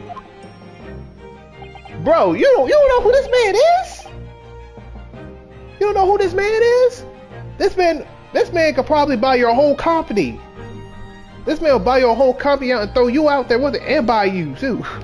Mr. Jones might buy you and everyone in the process, bro. What you mean? Talk about something. Who is he? Well, who is you? You ain't no Edgar Benedict, bro. I don't even heard your name one time in my life. Come on now. You haven't. My eyes are venerably encyclopedic array of curiosities about your person. Nevertheless, there are two immovable conclusions I have drawn. I beg your pardon. The first is this. The true reason for your visit to pawnbrokery today is something you have not yet revealed. What the heck are you smoking on? And the second is this. Considerable crime into contemplation, one you will orchestrate with intent to steal a vast sum of money. Well, Mr. Benedict, what do you say to my deductions? How? He turned as white as a hard-boiled egg. It would seem that once again, Mr. Jones has made a flawless deduction. Just who do you think you are, sir? Yes, as I hoped. That is precisely the paid expression I was looking for. So, shall we begin? The time has come for yet another Sherlock Holmes logic and reasoning spectacular. Hit the button. The great deduction. The game is afoot. Mystery man's aim. First of all, we must ask ourselves on what business you ventured to this pawnbrokery today. Let me cook. You claim to have followed this pickpocket here, having had that redemption ticket stolen from you on the street. But that is most certainly a lie. The real truth is something quite different. Oh, what's that in your hand, buddy? As revealed by the which you hold in your hand, yes, what brought you to the shop in the first place is the Stafford fruit fly. Okay, just keep cooking, man. That statement kind of, excuse me, that statement was terrible. So go ahead. The piece of paper in your hand is a staff-wanted advertisement for this very shop. Yet even the most unobservant would have soon realized that a man of your appearance has no need for such a ploy. In other words, there's some ulterior motive for your actions. Go ahead. Alright. That cane, which you unwittingly clutched to your person, exhibits an uncontrovertible contradiction. What utter rot! I've had this cane for years. The contradiction of which I speak, of course,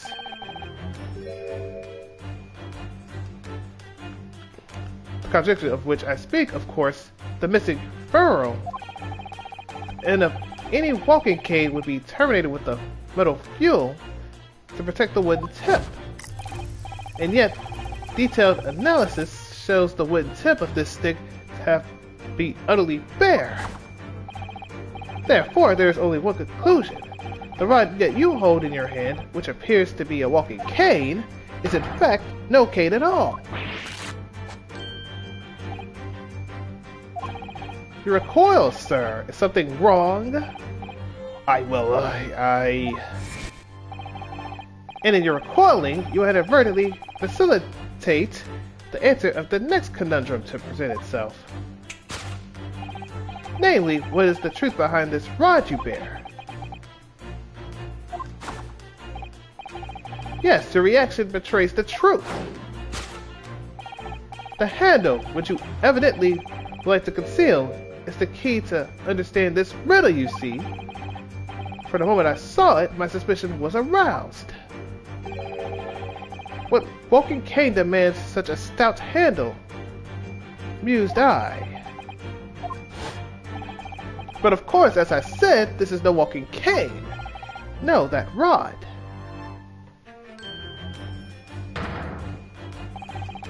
It's the broken handle of a shovel. What? Are you insane? And now, having determined this undeniable truth, the conclusion is clear. Your true motive for coming here was to take the employment at the establishment in order to excavate the ground beneath the premises. What a calculated crime you have conceived, sir. A wickedly calculated crime.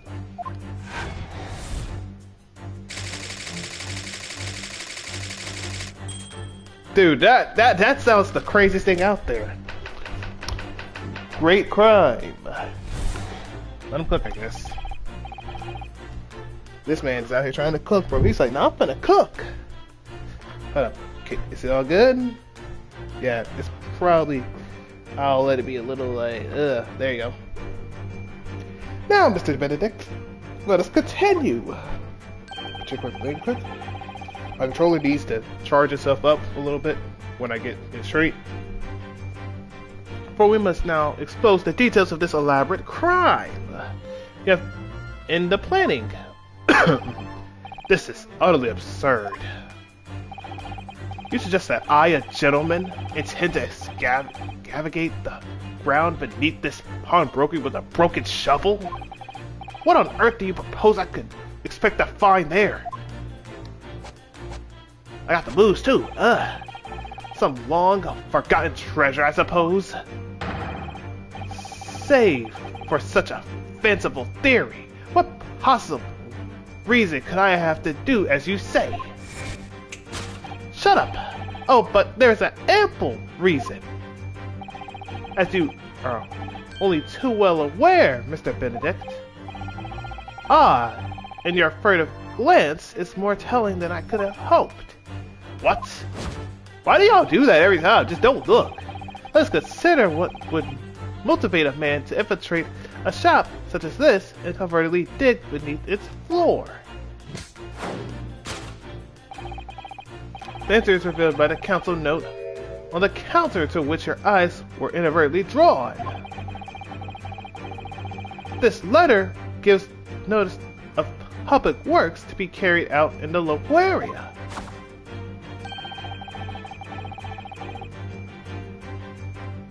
And according to the enclosed plan of the upcoming sewage works, beneath this shop runs a sewer that adjoins another, one that runs under the bank on the opposite side of the road. This madness has entered the sewer now, has it? By excavating the ground beneath our feet, you would gain access to the waterway that flows in the very close proximity to the great vault of the financial institution opposite. What are you? In summary, sir, you devised the master plan to pull off this elaborate bank robbery by dint of the underground tunnels. Master plan? Which brings us at last to the final chapter of this lurid scheme. With what plunder did the thief hope to make off from the underground vault of the bank? Are you quite serious? Having consulted with the Scotland Yard some days ago, I happen to know the answer. But naturally, the answer is no secret to you, is it, Mr. Benedict? I have no idea what you're talking about. Allow me to present a rather interesting piece of evidence. You see this picture postcard? Tells us all we need to know. A postcard of the Great Exhibition. I'm afraid you quite lost me. Currently in the final stages of preparation, the Great Exhibition will be soon underway. The government has provided extra funds to complete its centerpiece, the Crystal Tower. Funds that currently sit on the vault of the bank on the other side of this road. Pardon?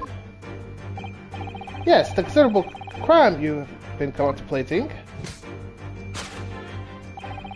is the theft of which sits on the vault of the bank the special reserve funds for the Great Exhibition. Of course, that is top secret police information, so keep it under your hat, please. Why would you say that? How would he know about that?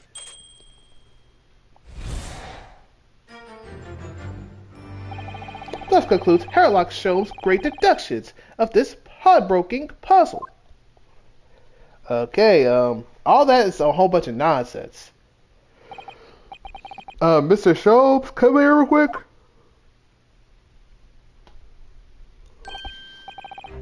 Well, Mr. Narhoda, an impressively upbeat deduction for a detective racked with loneliness.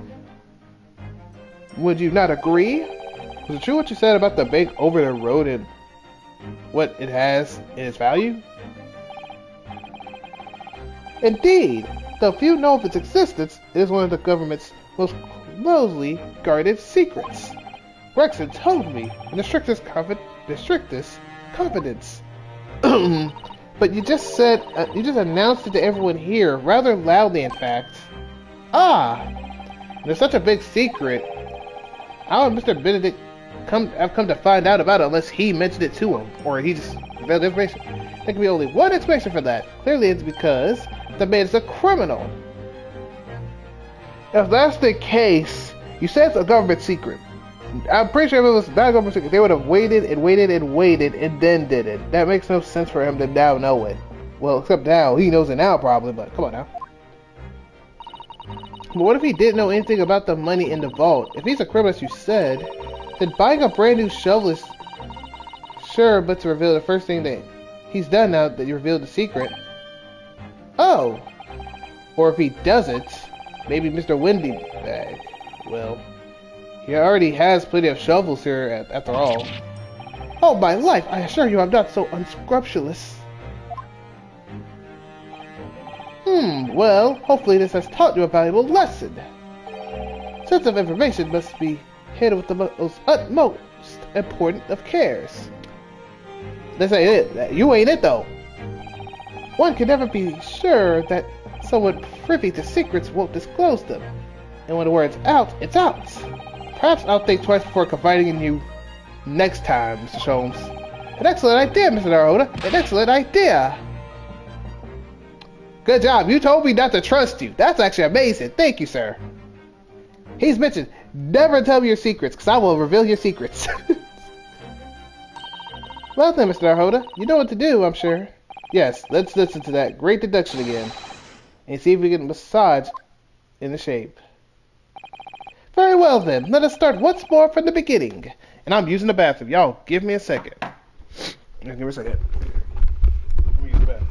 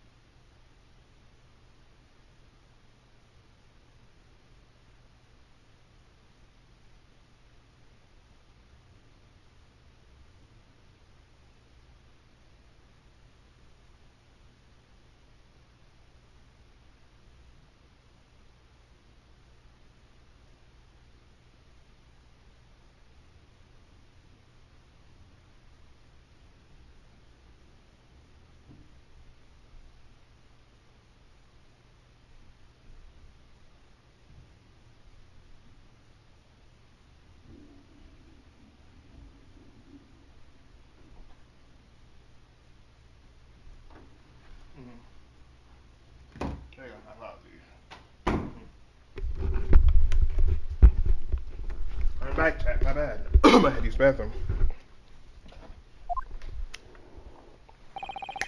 Of Herlock Sholmes' magnificent logic and reasoning spectacular. Course correction. Hold it, Mr. Sholmes. We're not going to read none of this, though.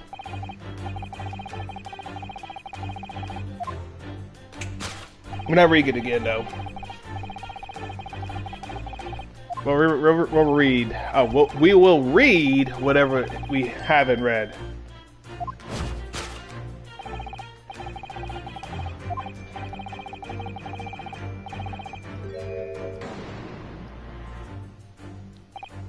So, by Mr. Sholmes' reasoning, Mr. Benedict came here in order to apply for a job so he could dig down through the floor. Yes, in an attempt to tunnel into the sewers to gain access to the money in the vault of the bank across the road. But he wouldn't get very far with a broken shovel, would he? No, I think it's fair to say his motive lies elsewhere. The question is where? What did Mr. Benedict...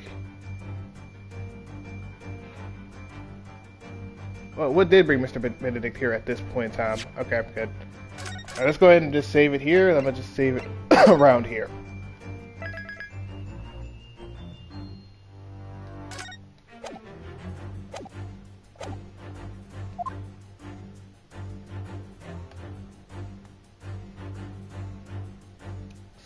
We're writing. Oh, look at the scribbled note on the back of the flyer here. I don't believe it. What is it? Listen to what it says. Name, Gina Lestrade. Height, 5'2". Ring cap, scruffy waistcoat. Very white shirt. Blue satchel. Ragged. The detailed description of Miss Lestrade. Goodness! He's in a sketch for her, hat and all. Although if he had showed it to her, she'd fire that smoke grenade in his face for sure. And look, the details of the shop have been written down here too. Windy Bake's Pawnbrokery, Bakery Street, Redemption detail, 15th of April, which is today's date.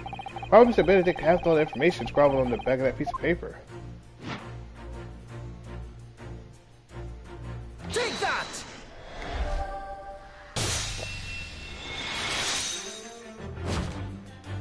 There you go. Let me talk to you.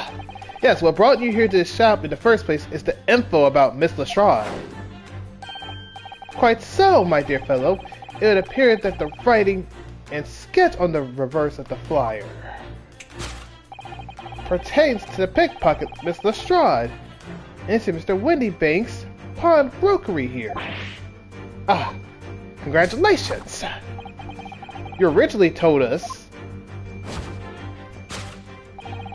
that you had merely given chase after Miss Lestrade stole the redemption ticket from you. If that ain't the case, this lovely lady didn't steal crap from you. You suck at the game. But that, sir, is a thinly veiled lie. And stop being salty over there. I'm trying to help your case out here. Let's cut the lights out and put it back to you. It is the information on the back of the flyer that led you here today. By which I mean, here to Windy Bank's Pawnbrokery, and today the redemption deadline of that overcoat.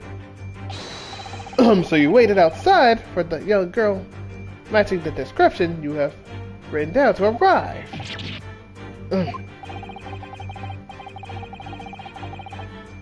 And you have gone to some lengths to hide the reason for your pursuit of Miss Lestrade.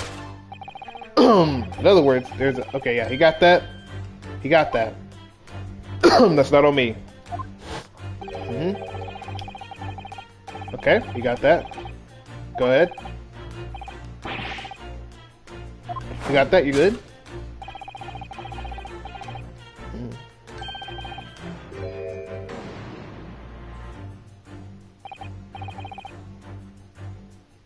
I was gonna say the man's name. It's kind of crazy. What's a ferrule? It's the metal cap commonly found on the end of a key, Mr. Narhoda. Ah, the bit that makes the nice clacking sound on the pavement? Yes, exactly. And Mr. Sholmes is right. It appears to be missing on the cane, but it doesn't actually look broken, does it? No, it doesn't. Though the gentleman certainly did recall when Mr. Jones identified the cane as suspicious. In other words, there's some secret about the cane that Mr. When rather we don't know.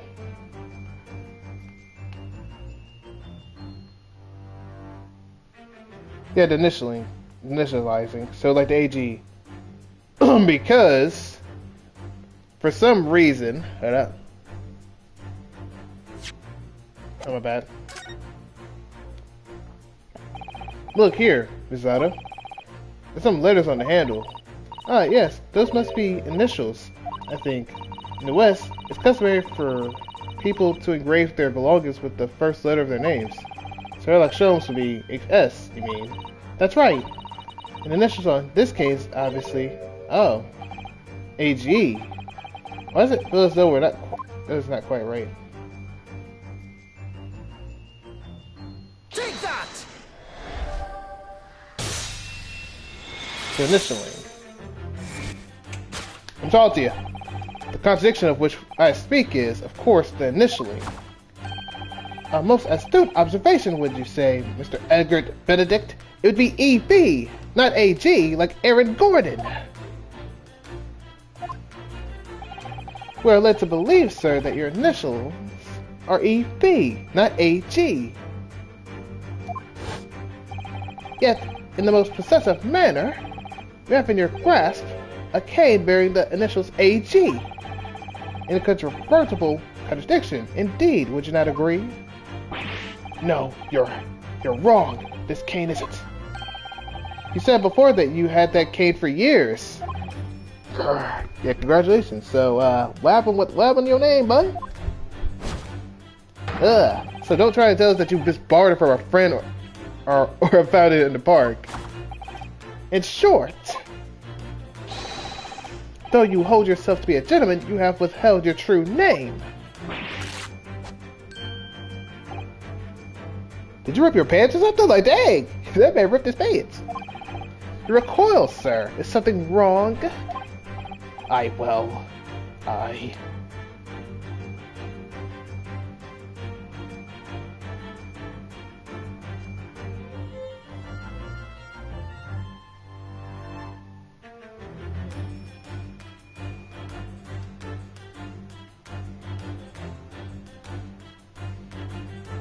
Oh, I'm sorry, sir. I'm looking at this thing. This thing said the most dumbest thing I would ever care to see.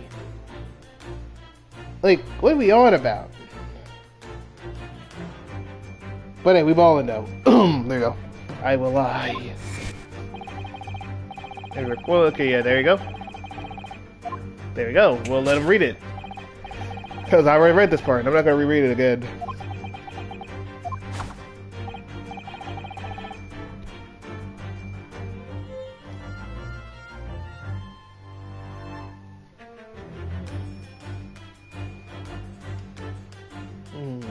Very good.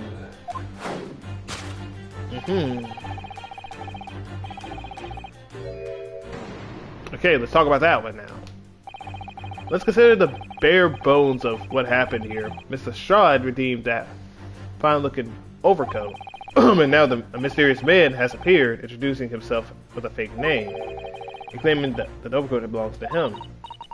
But we know that he actually identified Mr. Shaw from a written description, which suggests that everything he had told us is untrue. What we need to do here is find something that proves the overcoat cannot possibly belong to him.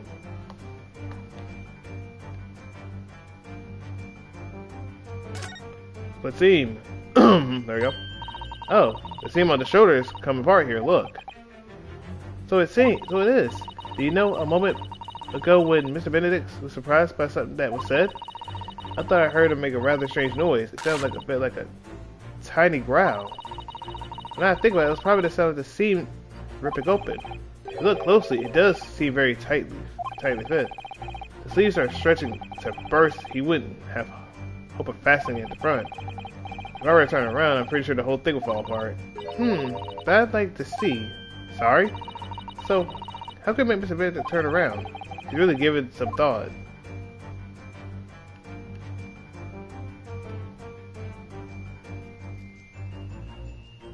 that! Let's do it. The split seam, which you have evidently would like to conceal, is the key to understanding this riddle, you see. Ah. Yes, because the overcoat is rather obviously a poor fit. Having forced it over your broad shoulders, the seam is already breaking apart. My suspicions were aroused from the outset. When you so baldly lied about your name and so boldly waylaid this pickpocket, this catalog of untruths has all been for one very specific purpose. To steal the article that the young girl redeemed from Mr. Windybank. You're cooked. But what really irks me is this.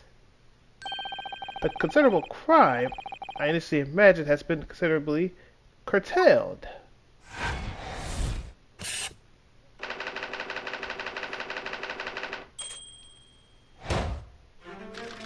Let me talk to you. Let's do it. I'm not reading this because I've already read it, so hey, we're letting the ball. I'll read other parts I have to read though. Hey, it is absurd, but guess what? You're getting cooked with absurdity, bro.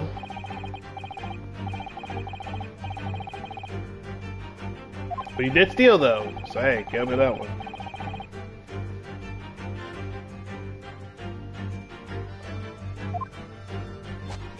Excuse me, I had a burp. There you go.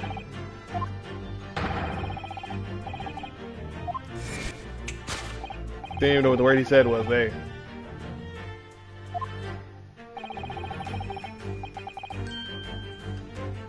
Okay, yeah, he's looking at it.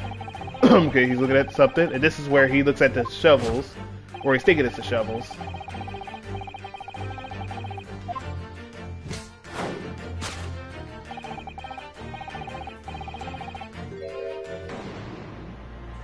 Okay, let's go ahead.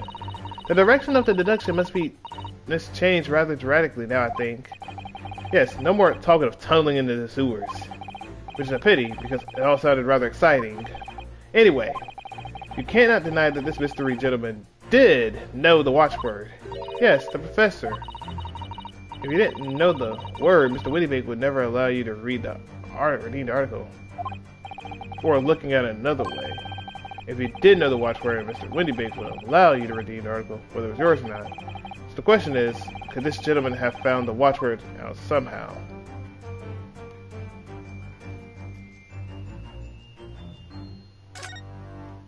What's this? Look at this, Mr. Sato. It appears to be a memo that Mr. Windybank has scribbled to himself. Let's see, what does it say? Oh, Professor.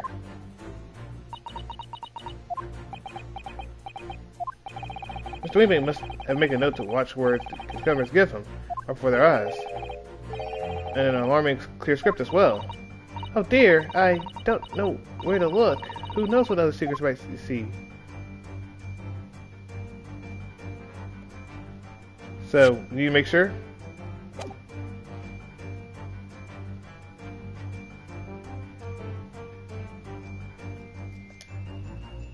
Take that! Let's go ahead and do that.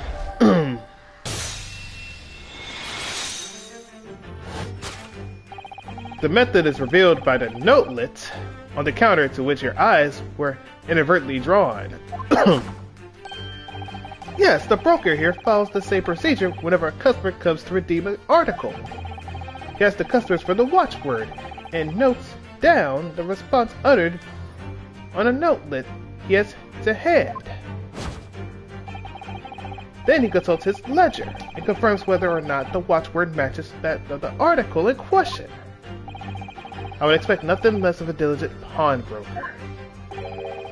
But his diligence clearly has disadvantages. What are you talking about? It is increasingly apparent that you were present in this shop before your accusation against Miss Lestrade.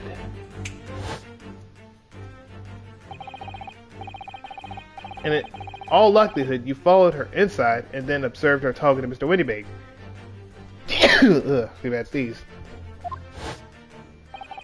When the diligent broker made a note of the watchword, as is common practice, you observed him writing the word professor on the notelet beside the ledger.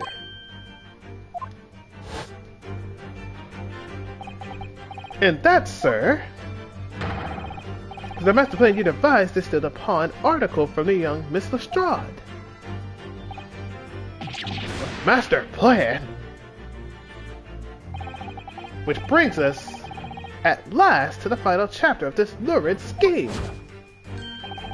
Why would you go to such lengths to redeem that particular article from this pawnbroker? Are you quite serious? For an ill-fitting overcoat hardly seems to justify the effort, much less a worthless music box disc. But naturally you had a very good reason to make them yours, didn't you, Mr. Benedict? I have no idea what you're talking about. Allow me to present a rather interesting piece of evidence. You see this picture postcard that tells us all we need to know. And there you go, we stop there. Alright. Well, yeah, he definitely is suspicious. I mean, dude, the dude literally has a cane that says AG. That's how you know he's capping. How you doing though?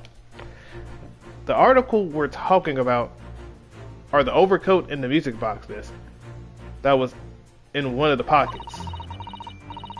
Which, according to Mr. Windybank, isn't even worth a penny. And yet this man went to such lengths to steal them? Why? I wonder if perhaps we already have the evidence we need to explain it, Mr. Naruhoda. Could we? Really?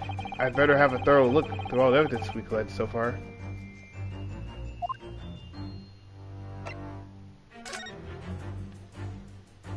Oh, perfect! Right here on the dot. I didn't even look at it. McGilded! Unless he knows a guy named McGilded. Oh, there's a little scrap of paper stuck on the first side of the disc. Look. There's a scribbled word or two. It looks like someone's name. For McGilded. Well, McGilded? It couldn't be. But it is, Mr. Naruhoda. A name I shall never forget for as long as I live. But why? Why is his name on this?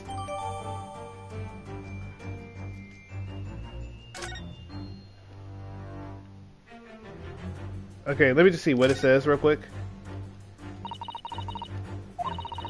Okay, the surname of the man whose innocence you secured in the trial 2 months ago, Mr. Naruhoda. Yes, a trial I'll never forget. Not least because of the tragic accident that followed it in which McGilded was killed. Why would his name be on this music box disc? I'm afraid I have absolutely no idea. But one thing seems certain. This surely cannot be a simple coincidence. There you go, perfect. And then there's this right here, which that's from the other thing. Look at the little bumps on the disc. They're so tiny. Yes, the protrusion are called pins. They pluck the teeth out of the comb to make notes. And just on the edge, there's a small amount of blood. Yes, the blood of the mysterious Mr. Edgar Benedict. When Mr. Shaw tried to grab the disc one, the pen scratched his fingers, it seems. Like we were grating some daikon radish and accidentally catch your finger. Ouch. Just thinking about it hurts. And puts me off of eating radishes. Take that!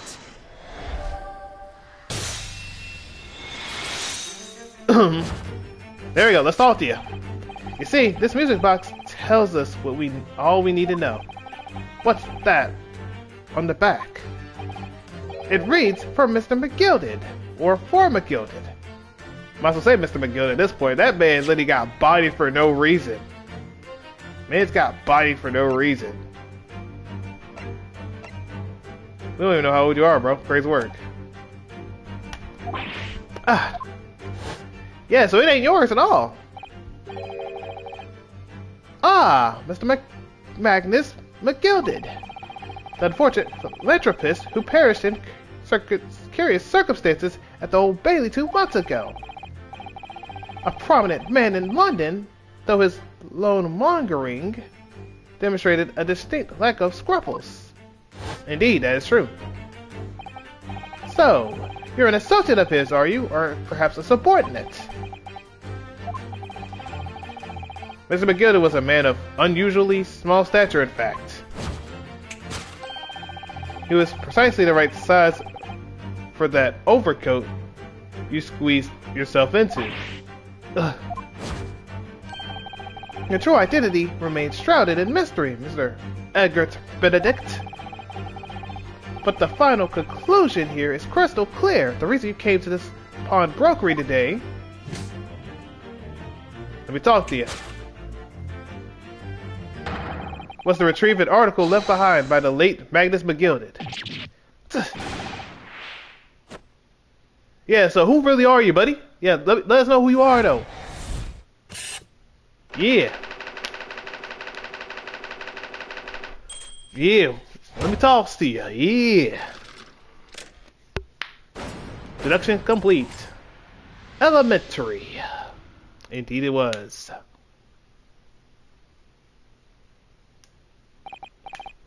Well, well, Mr. Magnus McGilded. Not a name I expected to hear in these circumstances. Let me talk to you. Yeah. Mr. Sholmes, I'm afraid there's something very troubling on my mind. Pray tell, Mr. Sato. Well, according to what Mr. Windybank told us earlier, today was the final day of which the coat could have been redeemed, was it not? Yes, ma'am. That is correct. Today would be precisely 2 months since it was first deposited. So wait, maybe McGilda wanted to give her that money though, and that was the best way to get it. Cause he couldn't get it because of, dang, man. I respect Magnus though. Even though he got that crazy loaning thing going on, I respect that. I respect him, man. He's a man of culture. McGilda's a man of culture. Well, today is the 15th of April, so 2 months ago today would have been February 15th, sir. That's right. It's all carefully recorded in my ledger. Deposited at 10:30 p.m. I see. What? But that suggests... Yes, 15th of February. It's precisely the day on which the omnibus murder took place. Ain't no way. Did he just obviously know that? Yeah, he had to know that was going to happen because he literally said, you know what? I'm finna do this. He did it right before it. Nah, that's crazy work. And 10:30 in the evening, precisely the time at which the terrible events were unfolding. Suggestive is not the word. It would seem that the matter is entirely beyond coincidence.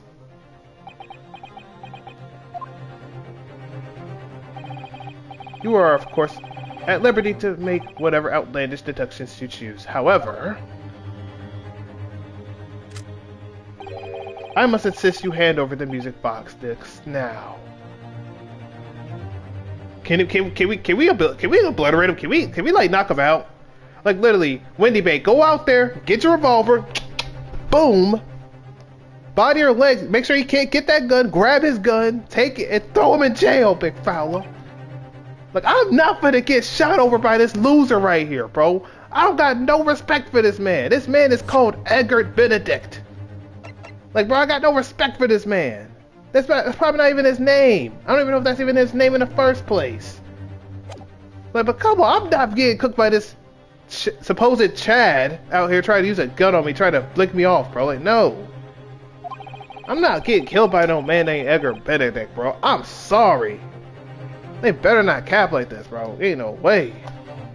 It would be a terrible shame for you to return to your native land in a box. What do I do?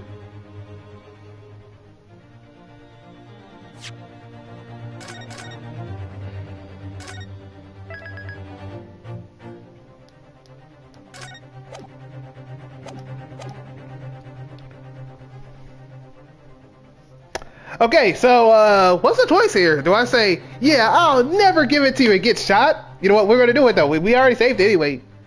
I would never give you that box. If you shoot me, then I'm kind of cooked then. But, I got the plot armor. There's some things a man must protect at all costs. This may be one of those things. Then again, it may not. There you go. Get that revolver out, boy. Yeah. Where's the Wendy Bake? This is my shop. I cannot allow any harm to come to my customers if that were to happen. I should have to take my own life. Miss Wendy Bake, no. All right, that's enough. There you go. Inspector Gregson. Inspector. That's right, Sunshine. The alarm was raised on one of our dedicated emergency lines, so we got here as fast as we could. Now, what's all this about, eh? Oh, praise be! You're here at last!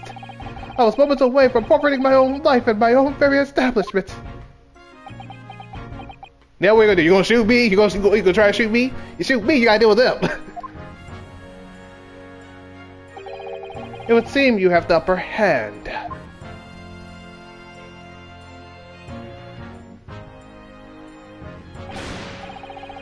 Right. You got I've got a lot of explaining to do. I don't appreciate being bothered with some petty argy-bargy. Petty? Mr. Winnybake very nearly with his end. Yeah, by his own gun, as far as I'm concerned. Like, what the heck are you doing here? Oh dear. And the whole of Britain could meet it with its end if I don't get to the bottom of this case I'm supposed to be working on. What on earth is the case, Inspector? Spare no details, Gregson. I might have said a little too much. No matter, it's nothing to do with you lot. Anyway, sir, you're gonna have to come with me down to the station. But of course, Inspector.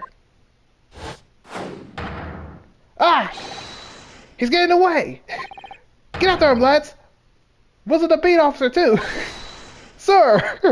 How you let this man do that weird tail stupid move and get out of there? That's crazy work. You suck. There's been a spate of thefts at the pawn shops around here recently. So we fitted emergency buttons underneath the counters for brokers to let us know when there's trouble. Oh, Inspector, I was very worried there for a while. Very worried indeed. Now then, Mr. Permanently in mourning. Yeah, he never got away. Yeah, because these cops suck. I'm telling you, these cops can't do crap. Look, there's only one way to get out, and it's that front door that's on the very right over there. How did none of the cops go out there and block the door so no one can get in? Y'all cops just trash, bro. I'm telling y'all, y'all suck. Oh, yes? I'll be taking whatever it is of McGilded down to the yard, thank you very much. Hey, whoa, wait, whoa, slow your roll, buddy. I need let me write this down on my evidence real quick. Let me write down my evidence quick. Let me do that. Okay, yeah. Perfect. Yeah, I gotta write this in my evidence. Put it for the court records if something happens. Quick, but let me do that. You better keep this safe, because I swear, if this thing falls off a place, I'm crashing out on you first. So hand it over. Oh, yes, of course. No, don't give it to him. It's mine, that is, mine. I'm sorry, miss. But anything belonging to McGilded has to be taken in as evidence now. As evidence? If the police demand something as evidence, my dear fellow, we have no choice but to capitulate. It's all yours, Inspector. That's enough. And so, we handed Mr. McGilded's desk over to the Inspector Gregson, and we're summarily turfed out of the shop onto the street.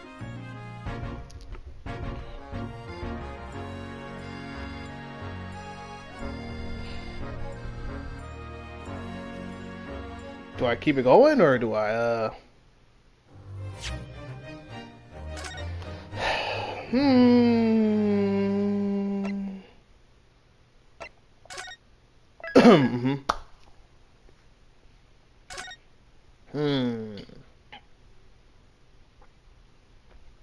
Okay, here's what we'll do.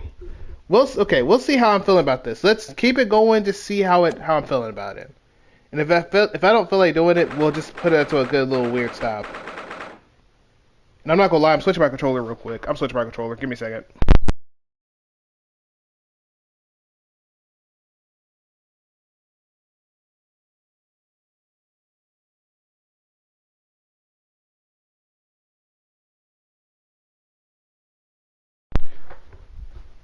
Alright, give me a second. Alright, y'all give me a second.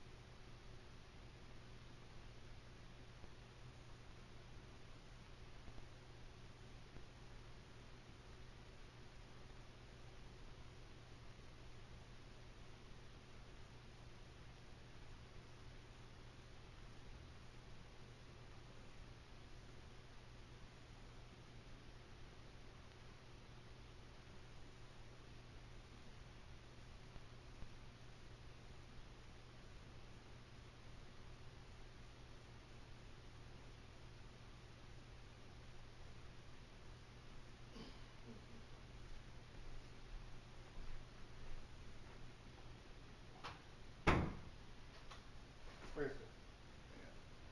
Right here. Right here.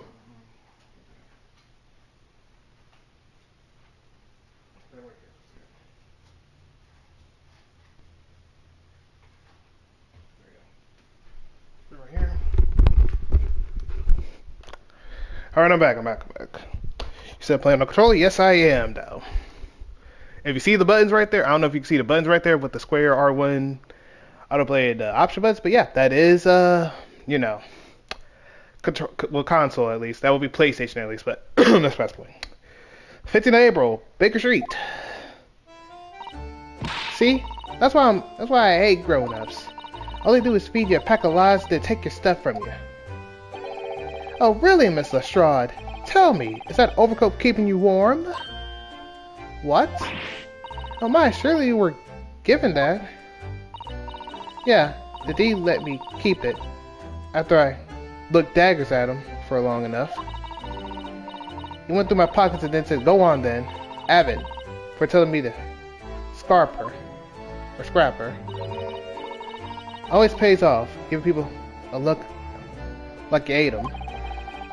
Can't help but feel like it's going to get you into serious trouble one day.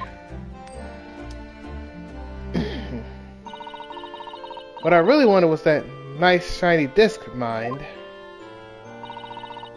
The music box disc? But Mr. Windybake said it was practically worthless. I think I'm going to go and have another bash. Give him a long, hard stare. I think not, Miss Lestrade. We shan't enter Windybake again today. Why not? That's not fair. It can't be helped, I'm afraid. The police are investigating the scene now, taking a statement from Mr. Windybake. But that disc is mine. I had a ticket for this coat, and it was in this coat's pocket. There's something else and all. That's what the Rotten Cove said, ain't it? He did mention something about an article, didn't he? Well then, that's mine too then, whatever it was. Now she's really pushing her luck. Miss Lestrade, I think it's time to admit defeat. You've had your haul for the day. Yeah, it's all your fault, Sholmes. So what's your plan now? Will you dine with us this evening? Eh? Iris will be delighted to cook, I'm sure. And I might entertain you with a modest violin recital.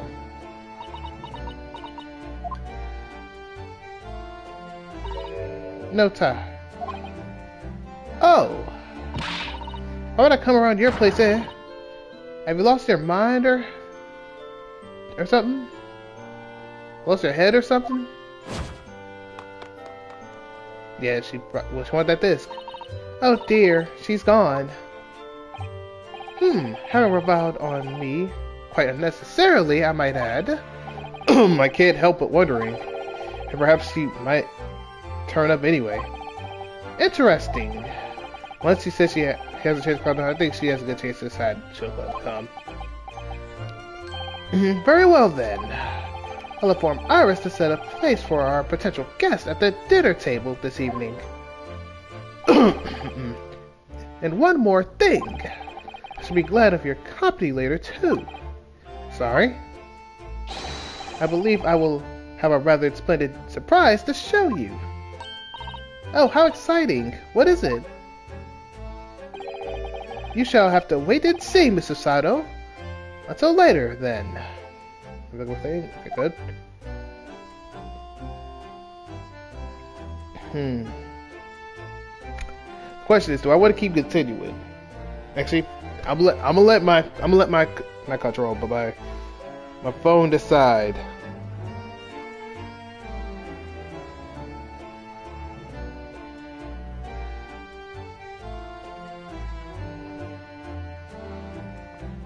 Okay, there we go. There we go. Let me get this real quick. Let me see what it says. Now, if I need to give me some more water. If I'm doing this. Do I continue? Yes or no? And I'm going to do the best of like 3 with it. Yes. No. And then...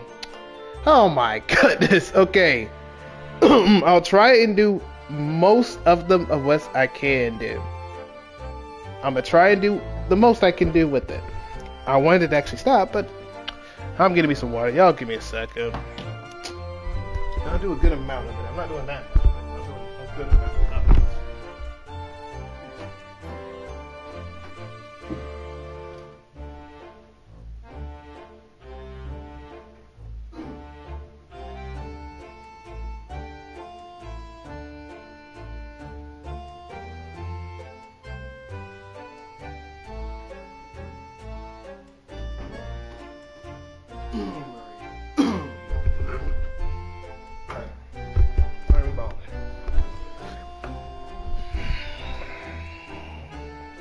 Praying on the best, Chad. Praying on the best.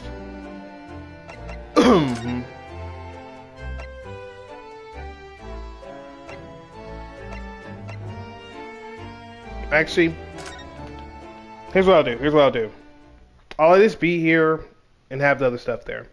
And then I'll stop it there. That's what I'm going to do. I'm going to at least get in here, get everything else straight for that, and then we're good. Okay, 15th of April, 3:46 p.m. Show 'em sweet. Hi, Susie, Bruno. Come in, come in. Good afternoon, Iris. Thank you so much for breakfast this morning. Oh, don't mention it. Goodness, look at the time already. As always, I am. I'm preparing everything for dinner this evening. Already? You're obviously cooking something special, aren't you? Oh yes, after all, we have a special guest joining us. Guess who it is? Go on. Hee hee, you'll never guess. Look at those little eyes of her shining. Oh dear, it is awkward when you already know the answer, isn't it?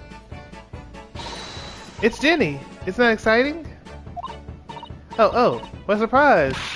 Yes, that's wonderful news. See, congratulations, she's in it, not even us. We're good. Wow, Iris seems overjoyed at the idea. I can't wait to learn to pickpocket some... Okay, I can't wait to learn some pickpocketing tips from a real professional. Well, I don't know what pickpocketing is, apparently. My brain was like, yeah, you don't want to pickpocket. Oh yes, that does sound like fun. I'm not sure that's entirely appropriate. Are you, Mr. Naruhodo? Yeah, but guess what? She's a 10-year-old, don't give 2 cares about you, bro. I don't think you really want to talk to me. By the way, Iris, what's Mr. Sholmes up to, though? But yeah, I don't think you should be looking at me like that, girl. You literally want to go out there and break something. I don't think you should have any room to talk. But you're lucky that it ain't me in that game and not Mr. Naruhodo, though. Promise you. Hurley? Oh, he's been like that ever since he got back.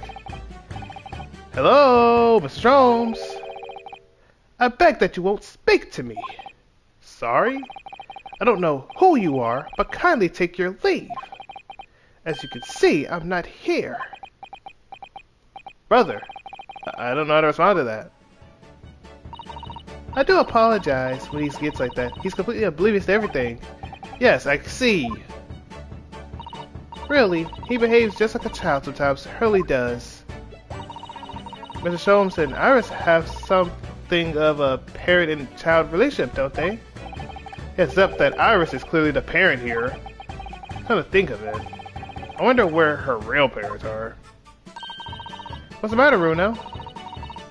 You have ever such a funny look on your face. Oh, no, it's nothing. I know what it is. Why does this girl live here with Mr. Holmes, you're wondering? Am I right? How did you... Oh, Bruno, I can read you like a book. This girl's dangerous. Don't worry, you can ask me anything, I won't mind. And you get this one with parents? Hey, we can stop it here, it don't matter.